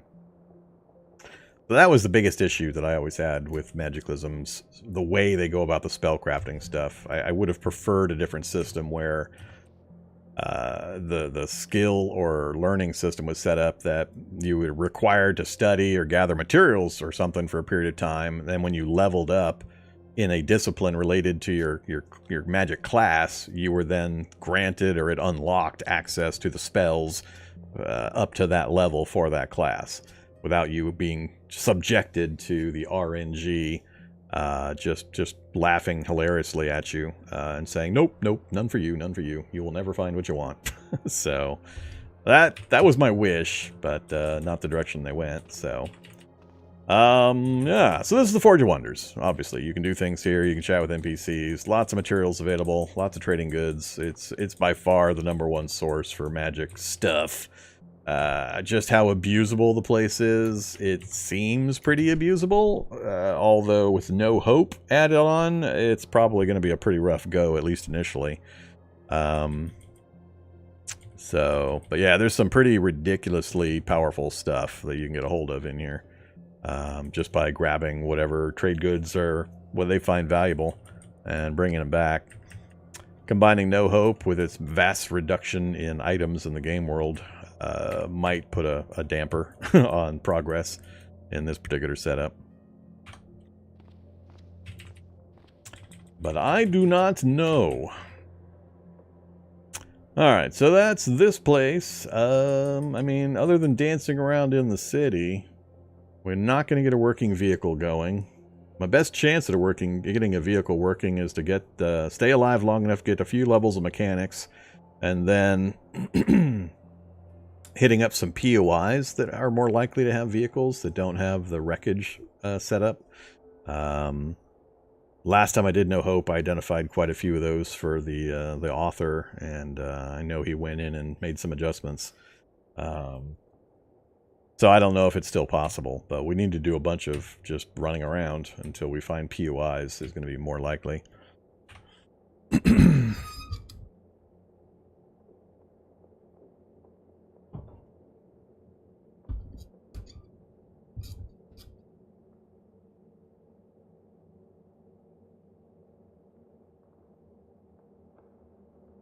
Yeah, I remember something about the NPC-owned items having that symbol, but I don't know if it's particular to Magicalism and the NPCs here that they're not doing that, or if that's just changed in general. I just don't play with NPCs enough. I'm not up to date on how their processes work.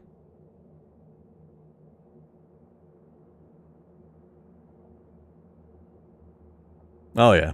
Electric vehicles are by far the best bet for No Hope. The vast reduction in available gasoline makes solar vehicles by far the best choice. You're welcome for the having the irradiation plants getting all their solar panels removed from the roof. You're welcome. That was me. I take full responsibility. All right. Thank you very much, Christian. What shall we do? Right now, we're just kind of tooling around town. We can take the road. There's another wiggle in the road there, following along the south end. I'm not going to go back to the west. We don't have a path to the south. Steam engine powered vehicles? I've never looked into anything silly as that. I have no knowledge or information on running steam powered vehicles. I don't believe there are any functional steam powered vehicles present in the game world, so you'd be building one. Oh, there's one of the news. There's one of the things out in the fields that can get you. The owlbear. Hey, Mr. Owlbear. We didn't have a graphic for the owlbear back when I played last Magicalism. Aren't you cute? We will stay away from owlbears. I think I've only been killed by an owlbear once in my previous Magicalism runs. I hear people complain about the additions of things like that, and I'm just like, you shouldn't generally run into those. This is what most vehicle sites look like in Magicalism. They're wrecks, almost all of them. So you're not likely to find a even close to functioning vehicle just out on the roads.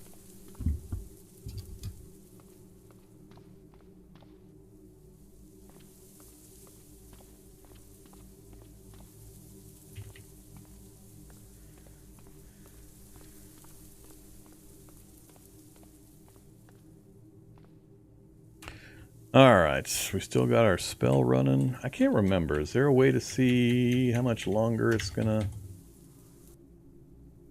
Effect started 30 minutes ago. I think that's about the limit. We're only at 905 mana. I might just stand still for half an hour or an hour just to get some mana back. We're back up to 1165. Our spell casting is complete. Are the gooses coming for me? So far we've had a moose attack. We've had a goose attack. The ooses. I am well hated by all the ooses, apparently. Let's see. How do I get that to go away? There we go.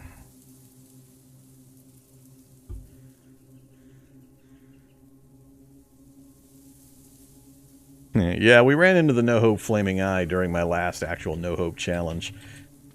We almost literally ran into it, but we ran into it close enough proximity that it interacted with my vehicle in fun and interesting ways. So we had some emergent gameplay opportunities via the Flaming Eyes.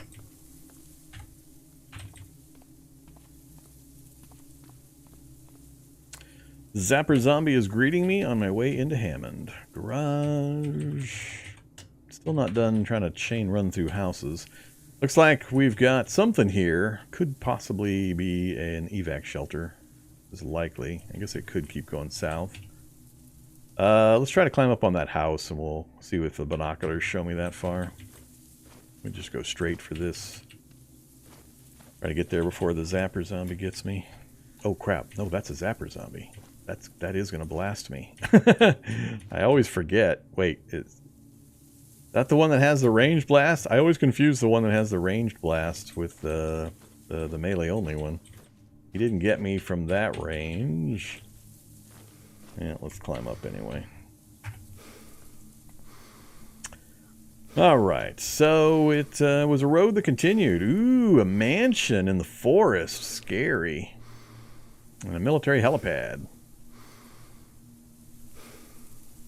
It was skeletal shockers that was the one that got me. All right. So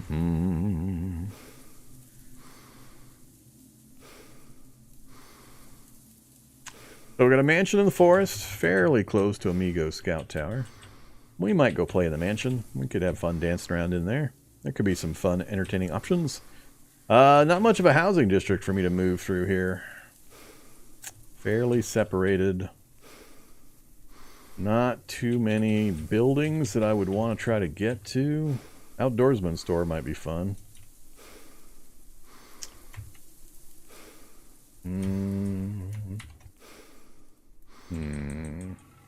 We wouldn't be able to do much with the military helipad either.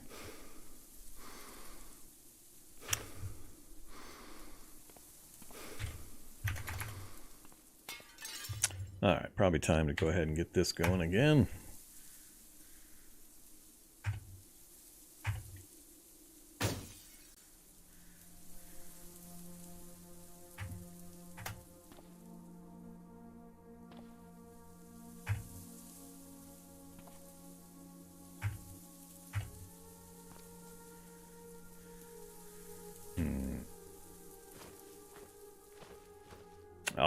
Oh, zombie dog. Damn it. Why did it have to be a zombie dog? No vehicles in sight. It might be something I could work on.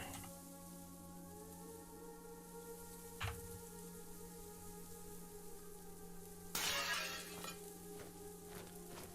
think I'm faster even than zombie dogs walking right now. Yeah. Alright, he'll get distracted by other stuff. Eventually. Oh! Staring eye! Uh-oh! I shuddered. Oh, crap. An enormous disembodied eyeball the size of a person flying through the air through some unknown agency. Its unearthly presence filling you with dread at the prospect of falling under its baleful gaze.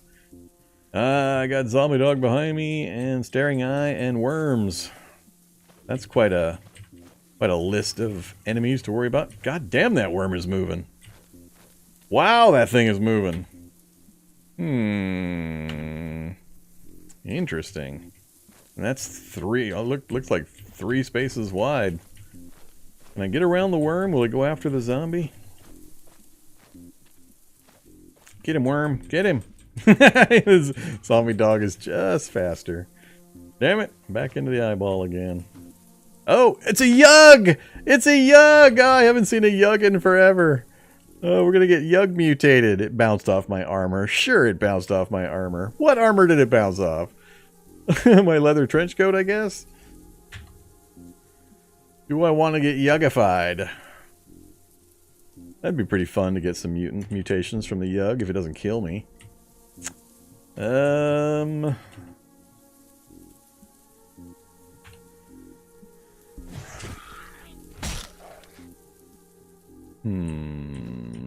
I don't want to get stared at constantly. We're already glared, slightly nauseous with a touched mind. Safe shopping experience. Come on, Yug, dart me. Don't make me kill you. Damn it! What's it bouncing off of? I want to be yugged. The only thing I've got is trench coat and jeans. How the hell am I not getting darted with trench coat and jeans? And again it bounces off. I don't understand this. There's no way it's hitting me in the elbow every time. Trench coat's the most likely thing, but I mean, trench coat's not that strong. Only a couple of points of protection, so what the hell are these darts made of? 4.5 for cut. Lower torso, upper torso. I think I'd have to take off my trench coat. I don't want him to eat me while I'm taking off my trench coat. Alright, yug me. Oops. Too big? I'm gonna lose my leather trench coat.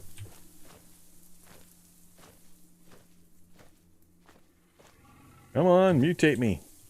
I want all the mana mutations. There we go. Oh, we're a carnivore! That's one of the absolute worst ones we could get. Oh, we're screwed. We've been carnivored. I can't believe a trench coat was enough to stop the yug darts. Maybe the yug is using lawn darts. That could be, I guess. Oops, I gotta stop running. Damn it, I keep getting... Ah! Keep getting too close to that eye. He missed me. Come on, yug me. I want more fun yug stuff. Bounced off again.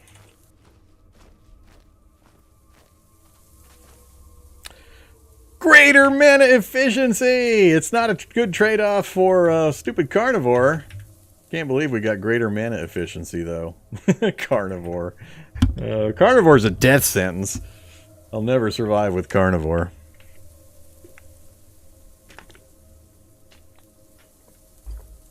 Greater mana efficiency. 5,800 max mana.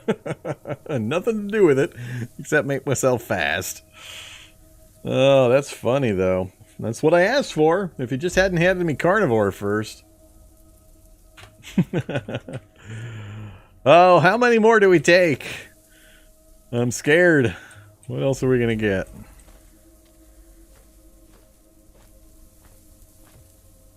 Light step. I could care less about light step. Come on, Yug. Give me something fun. Bounces off again. This is the cheesiest way to get mutations. Misses me. He missed me. I should probably let the bleeding stop. I'll bleed to death eventually at this rate. We'll circle around. We'll drop the bat over by the trench coat. And we'll take a few rounds to compress my wound. There we go. Bleed. Current bleed stopped. We'll start bleeding again when he darts me again. Once again, my armor is protecting me.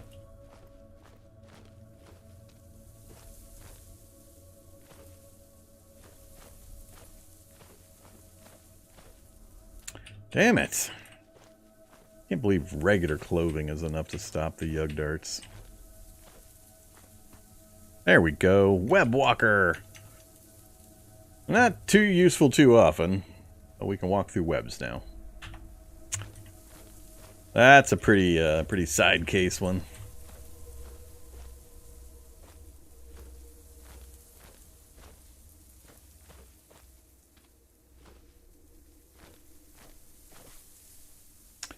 Shouter. Oh, we're loud now. We make random shouts. That one's somewhat bad, depending on circumstances. We'll try one or two more, and then we'll get moving.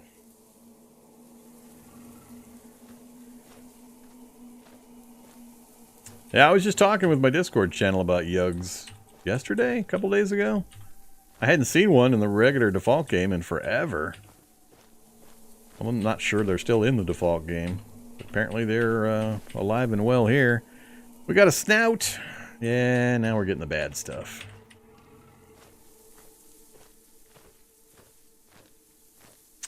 All bad stuff now.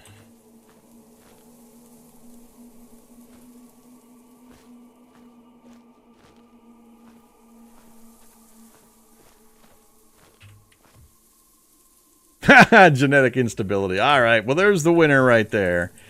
We got genetically unstable. Now that we've got that, we can just put on our stuff and leave, because we'll mutate on our own now.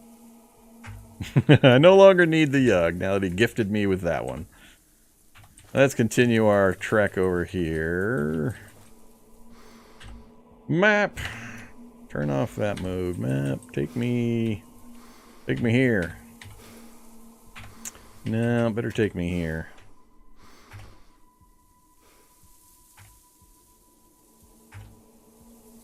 Uh-oh. Am I still getting yugged? Greater mana sensitivity! Oh my god, we got both graders. Look at that. I'd be dancing happy if we didn't get carnivore. I could deal with everything else, but carnivore is terrible. Terrible, terrible, terrible for surviving. Those two are pretty crazy awesome. So we're up to almost 7,000 mana. And we're down an intelligence point. It'll actually go even higher once we regain that intelligence point. I'm not moving fast enough to get away from the Yug. That's going to be a problem.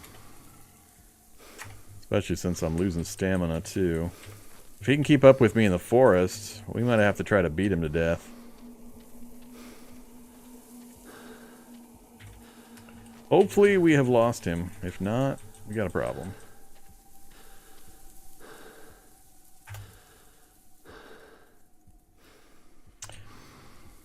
Alright. Bleeding stops. Let's go ahead and throw on a bandage.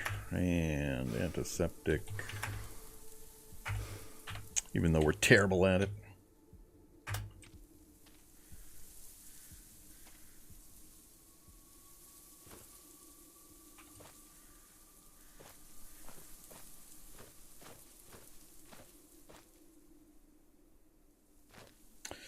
Oh, what are we at? 118 move speed.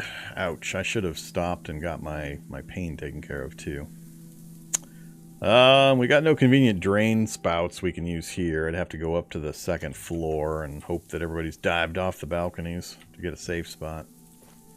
Hopefully we can stay clear of the zombies while I hunt for one of those opportunities.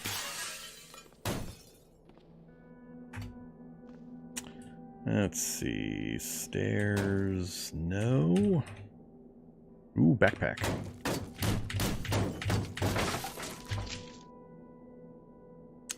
Motorcycle helmet.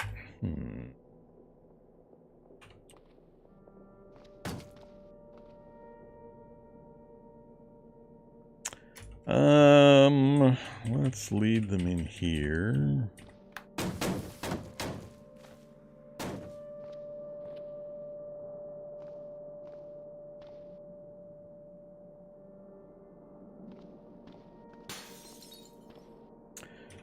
Nothing in the displays. Zombies in the kitchen.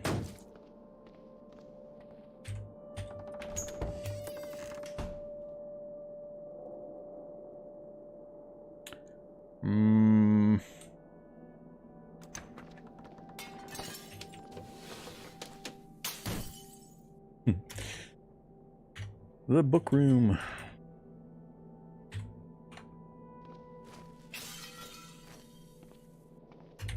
The library. Beginner's Guide to Magic. Magic missile spell. Which book do I have? I didn't have that book. Why is it showing? Do they all show in blue? I guess I didn't read that one either. They must all show in blue. So hey, we got the magic missile spell if we can dance around this guy.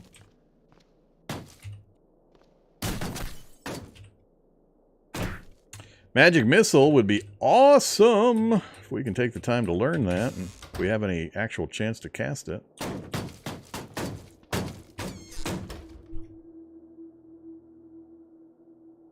Advanced AR glasses? Too late now. But if you're not aware, that can act as binoculars also. Just the advanced version, though.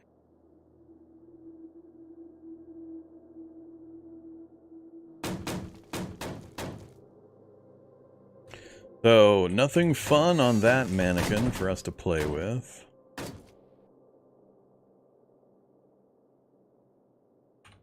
Nothing there.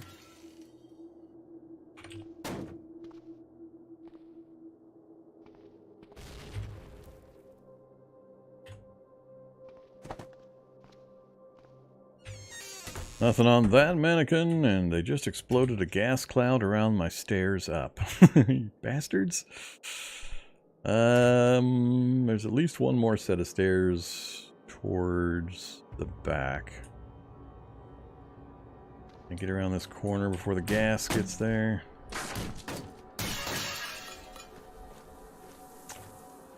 We'll go back. Ah, swimmer zombie! No! These guys are fast. Whoops. That's a little too much. Oh, nope, I don't want to get caught in the doorway for the bathroom.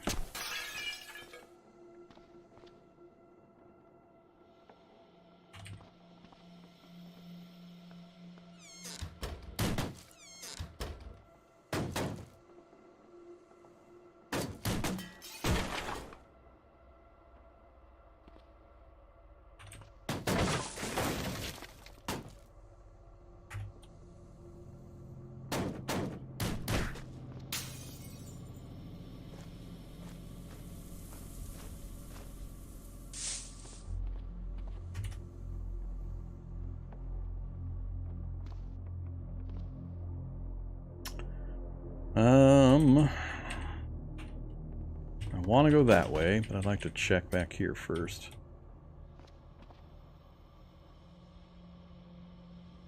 Nope.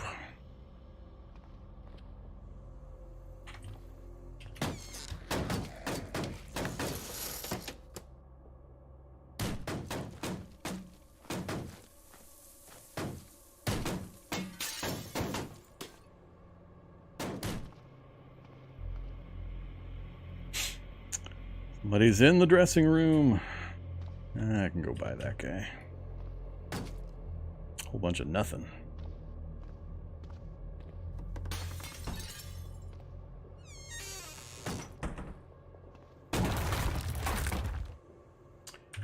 What do we got? A pet pack and a travel pack.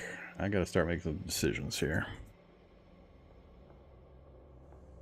Got too much torso encumbrance. We do have pretty good carry capacity now. I now need to go... I thought there were stairs. Where were they? Am I misremembering stair access back here? Is it over here?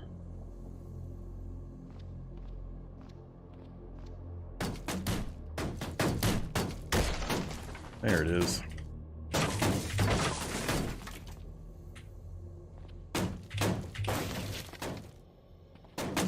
Whoops. Oh, crap. Is this the dead end corner? You guys haven't all jumped off the ledges. Why not? What's wrong with you? Alright, everybody jump off, please. You too. Come on, jump off. You guys too. Everybody dogpile down to the lower floor.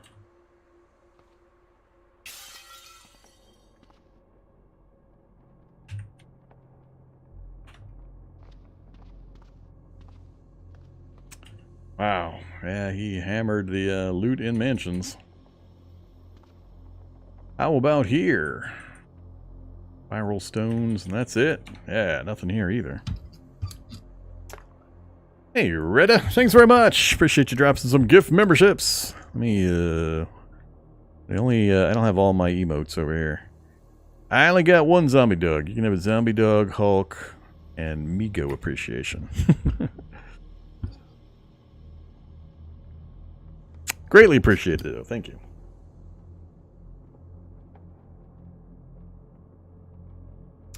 I gotta back up a little bit.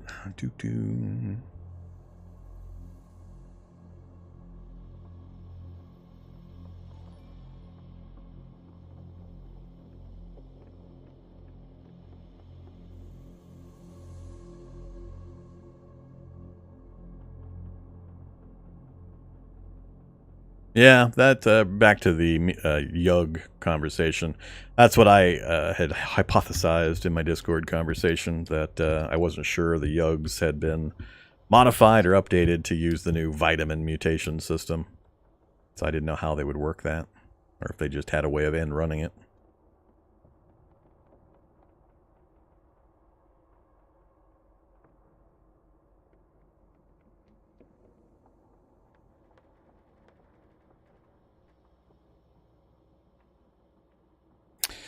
We're just kind of poking around to the game while I chat with people and answer questions and, you know, run around in the world. We're playing a No Hope mod plus Magicalism character, and we're just goofing, mostly. It's not intended to be anything I'm going to play beyond this particular stream. So we're just seeing what kind of trouble we can get into. I'm demonstrating things and trying to be helpful for new players. Right now, we're just tooling around the upstairs of the mansion so I can get a point where I can take some painkillers. Then we're going to try to learn a magic missile spell while we're up here. That'll give me some offensive capability. Right now, I'm just kind of avoiding everything as I usually do. Let's go ahead and get through here, see if there's anything back here. Some ammo. Ha! Saiga 410! Look at that. 30 rounds. Wow. Now we got some options. Problem is I won't be able to keep the aluminum bat. Oh, never mind. I can keep the aluminum bat. One of my carry capacity items is long enough. Who needs the spell magic missile when I have a Saiga 410 magic missile? No, that's 55 rounds.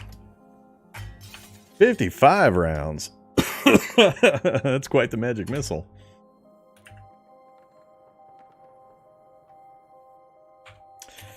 Okay, I think we're pretty safe back here. Not likely anything's going to show up. So let's figure out how to do this other stuff. Is it activate the book? Activate the book. Hey, we have magic missile, phase door, magic light, and sound bomb. Teleport you a short distance. Ah, that must be what I was using. It wasn't. Of course, they have a different name than Blink from D&D. They call it phase door. That's what I used to use to quickly get into the Forge of Wonders vault to rip it off. And then phase door back out again. You just had to do it a bunch of times to get the randoms to go the right direction. Magic Missile, difficulty 1, max level 15, damage type pure. It will go through walls and armor. So it's low damage, but it always hits and it always does damage. So with my mana level, I can pop out probably a whole mess of these if I can learn it. So we will study to learn it. My mind has returned to normal speed. Learning this spell will make you a Magus. A tradition as old as magic, the Magus focuses on binding and shaping the energy of the universe to their will. And lock you out of Animist. So, if you don't know, there's 8 schools of magic in Magicalism, and they're divided into groups, a 4 and 4 balance. So if you take a class from one side, you're locked out of the diametrically opposed class. So if I learn this spell, it locks me into the Magus discipline and locks me out of the Animist discipline. I think there's a mod you can put in that removes that restriction system, and you can be anything you want, but, you know, there's mods for all sorts of stuff. I'm going to say yes. I don't care about being a Magus. Magus is good. So we have learned it. So it is now on my list. We have Magic Missile, 36% fail chance. This is verbal, somatic, and gloves. So mouth encumbrance. Oh crap, which one's somatic? I forget somatic. What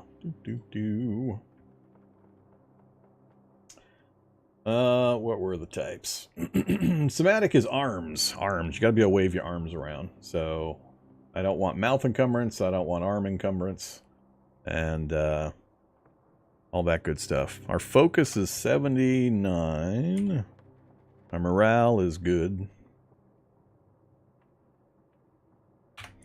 Yeah, let's examine it some more. We're probably gonna mutate again. What time is it? Noon. So if we do it again and we say magic missile, let's go an hour. Well, let's say go until the spell level. We'll just see how much time passes. Our theoretical increased. That's quite a few hours. Alright, stop there. Did we gain? Spell level 0 still. We're at 1900 and we need 1,000 more. That's going to be quite a bit of time. So if we ditch our trench coat, and that should be it. We have no mouth encumbrance.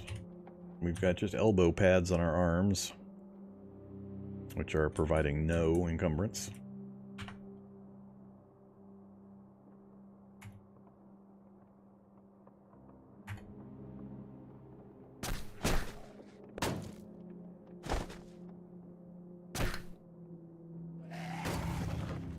It's going to be nighttime before we get this thing done, if we do. I wants it. We got it! You gained 2971 experience from your study. You gained level 1 magic missile. Now we're down to 21% fail chance. It's still a fairly high fail chance. I think I need to raise my the other one, the spellcraft skill. Wherever it's at. Where are you at, spellcraft? Yeah, spellcraft. We're at 2 currently.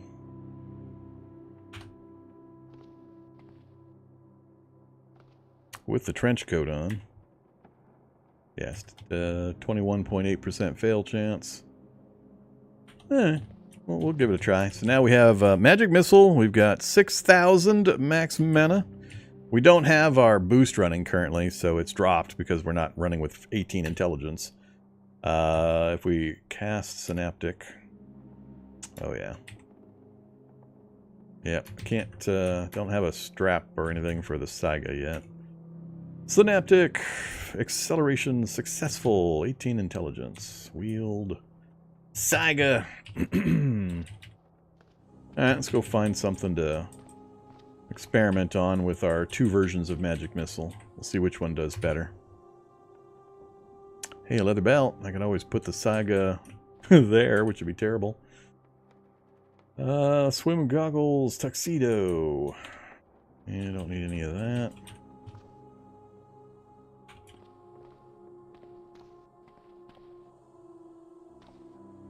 We're gonna have to go downstairs to find anything.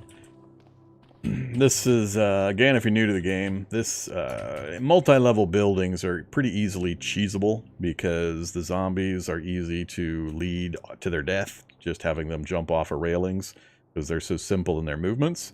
So I stood here in the middle and let zombies just rain down to the bottom floor because they are stupid in their movements and they always try to go directly towards you. And they have a tendency to jump out windows when they hear noises and so on. So 2nd, 3rd, 4th, 50th, it doesn't go that high, but multi-level buildings that go up, the upper floors are very easy to loot and raid and are basically safe. Zombies also have a really, really hard time going upstairs. They don't mind going downstairs, but they really don't like going upstairs for whatever reason. And you won't get too many visitors when you're in an upper floor.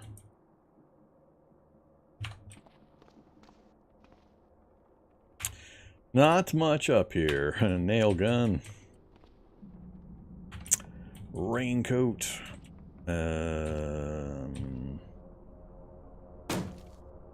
Really shouldn't use a Saiga to try to knock a door down.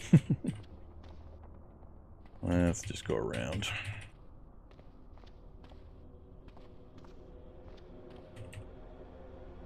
We've seen a fair percent of this. Let's just go ahead and hop down the stairs. I think we had a bunch of stuff going on over here.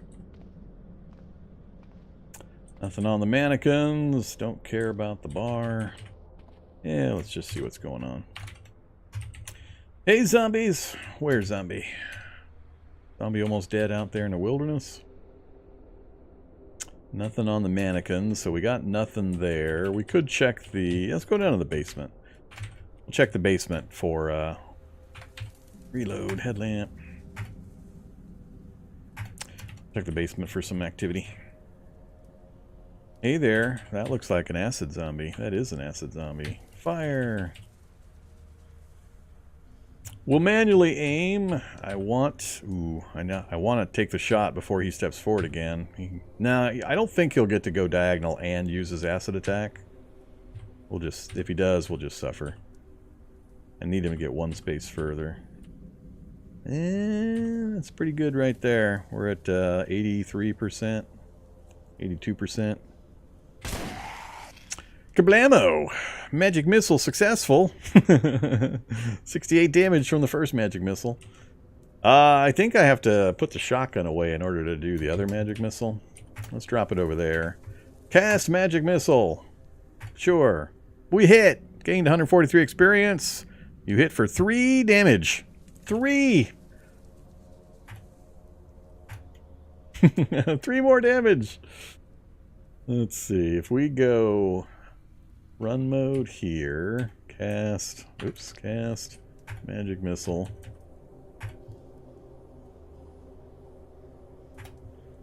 Won't let you do that.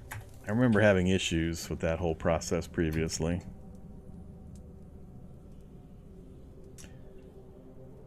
And how much mana was it using? I didn't watch the mana expenditure there. We'll leave the shotgun temporarily. Come here, you. I gotta put the magic missile on like a hotkey. So we're at 5,400 magic missile. It's only costing like 50 per. Wow. Well, it's weird because the magic missile spell description specifically says it'll go through walls. But if you can't see the target, what's the point? I mean, you can shoot through glass, but other than that, what's the whole point of that you can shoot through walls thing? I never understood that.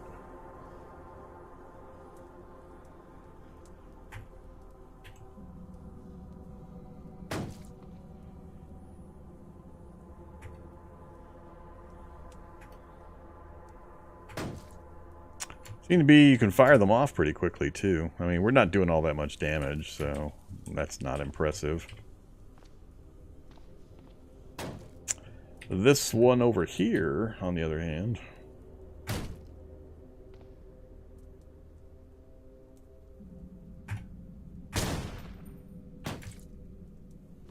we're in a dead end. Wow, 2 hits and he's not dead yet?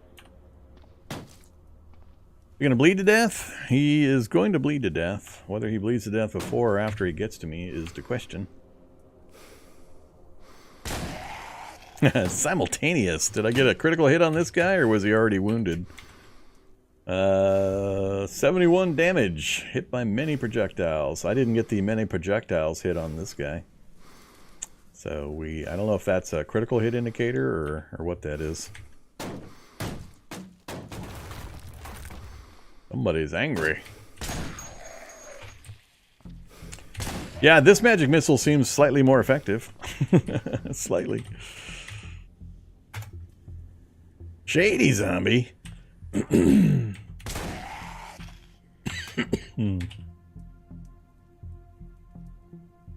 26 items, huh? Take your cash card and your condom.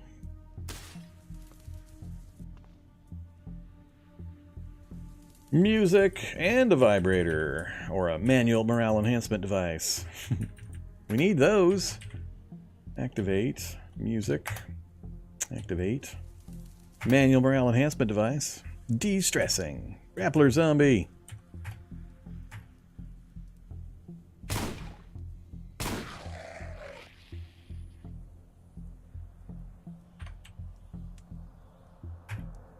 Got to recharge my manual morale enhancement device. Ooh, hollow. That's the one name I couldn't remember early. That's the next one. I don't know if the hollow is officially part of the grabber grappler evolution path. I know it goes just grabber, grappler, wrestler, and I don't know if hollow is a second type or if it's its own thing or what. I never remember whether hollow comes through another path. This guy's got really long arms though. We don't want him to get really close. Whoops, Saiga's empty. No doors. Reload Saiga. Oh, I love the Saiga.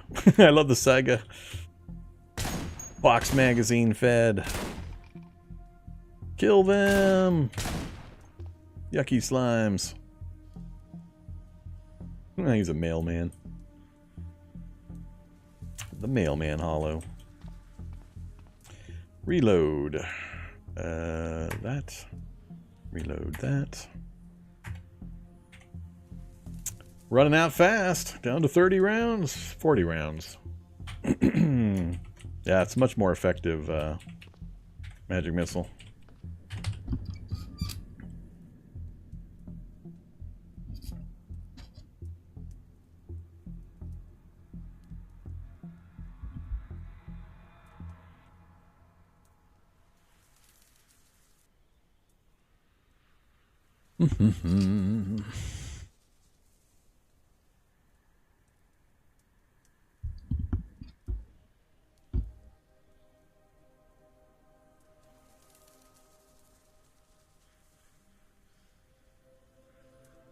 Yeah, magic missile's got a lot of secondary benefits to it that you can use if you use it at the right times and the right ways. So it's a pretty powerful spell, and it's going to get stronger as your level goes up. So realize that.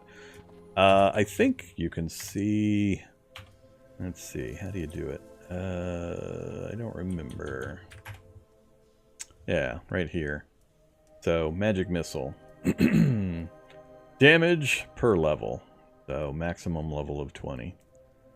So you can get an idea. Level 0 is 1, and we got an extra 150 because we're level 1. I think it's rounding it up to 3. But you can imagine what that's going to do when you get it up a few levels. I mean, get it to 10, level 10, for example.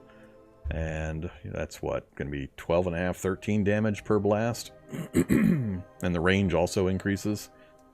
But the cast cost and the cast time stays exactly the same. So it escalates pretty quickly if you can stay alive long enough to put the time in to get the levels up on it. We're not going to do any of the rest of these. But between Magic Missile and the Technomancer speed spell, Synaptic Stimulation, we could do some pretty hairy stuff.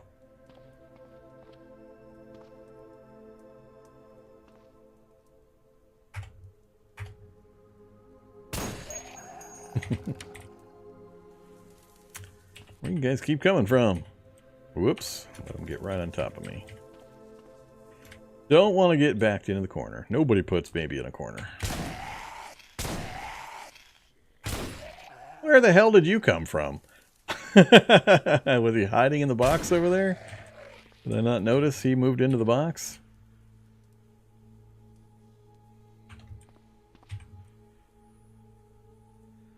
Duffel bag.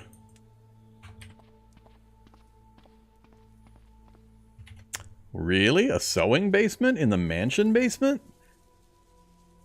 Huh. I don't think I realized we could get these kind of specialty rooms in the mansion basement. I don't often venture down into the mansion basement. It's just a little too dangerous nowadays for day one type characters to sometimes jump into. We're having a fair bit of luck now, but we're using Magicalism and a shotgun to clear the way.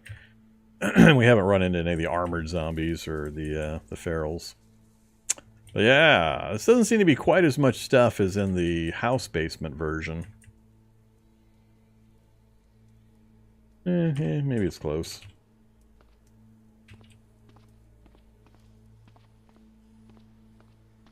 Whoops.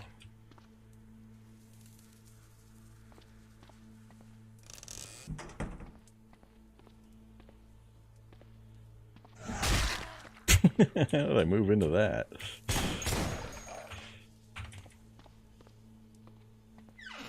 Yeah, I highly recommend everybody learns the Saiga spell.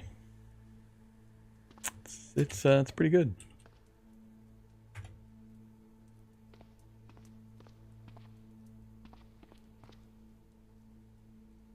The hammer, the multi-tool, screwdriver set.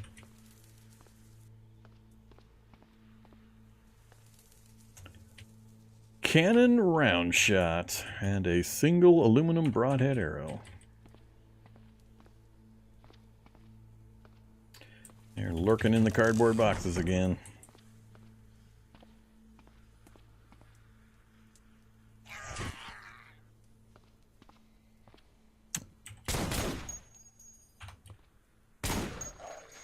Oh, we're out.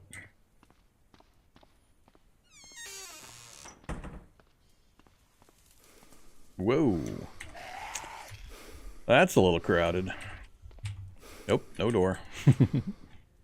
Running low, got no ammo, got a flyers coming after me.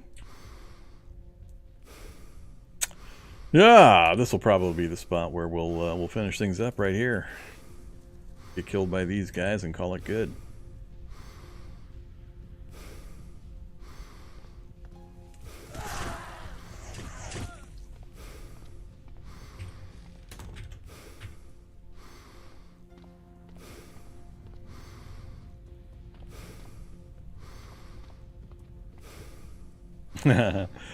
Run the other way, and they're waiting for me.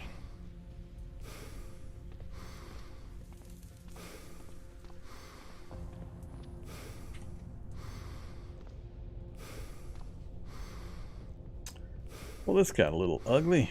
Can't get to the stairs without getting clouded that way.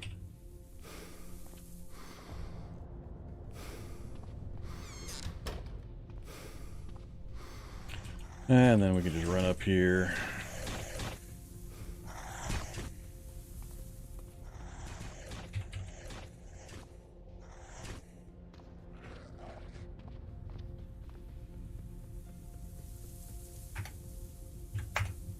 Yeah, I can't die. Compress that wound.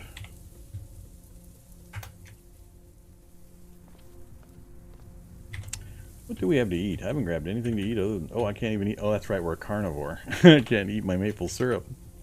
That carnivore is a death sentence. It's fun to have 7,000 mana, but... we wouldn't survive as a carnivore. Yeah, Psychospell does have limited charges. You are absolutely correct about that.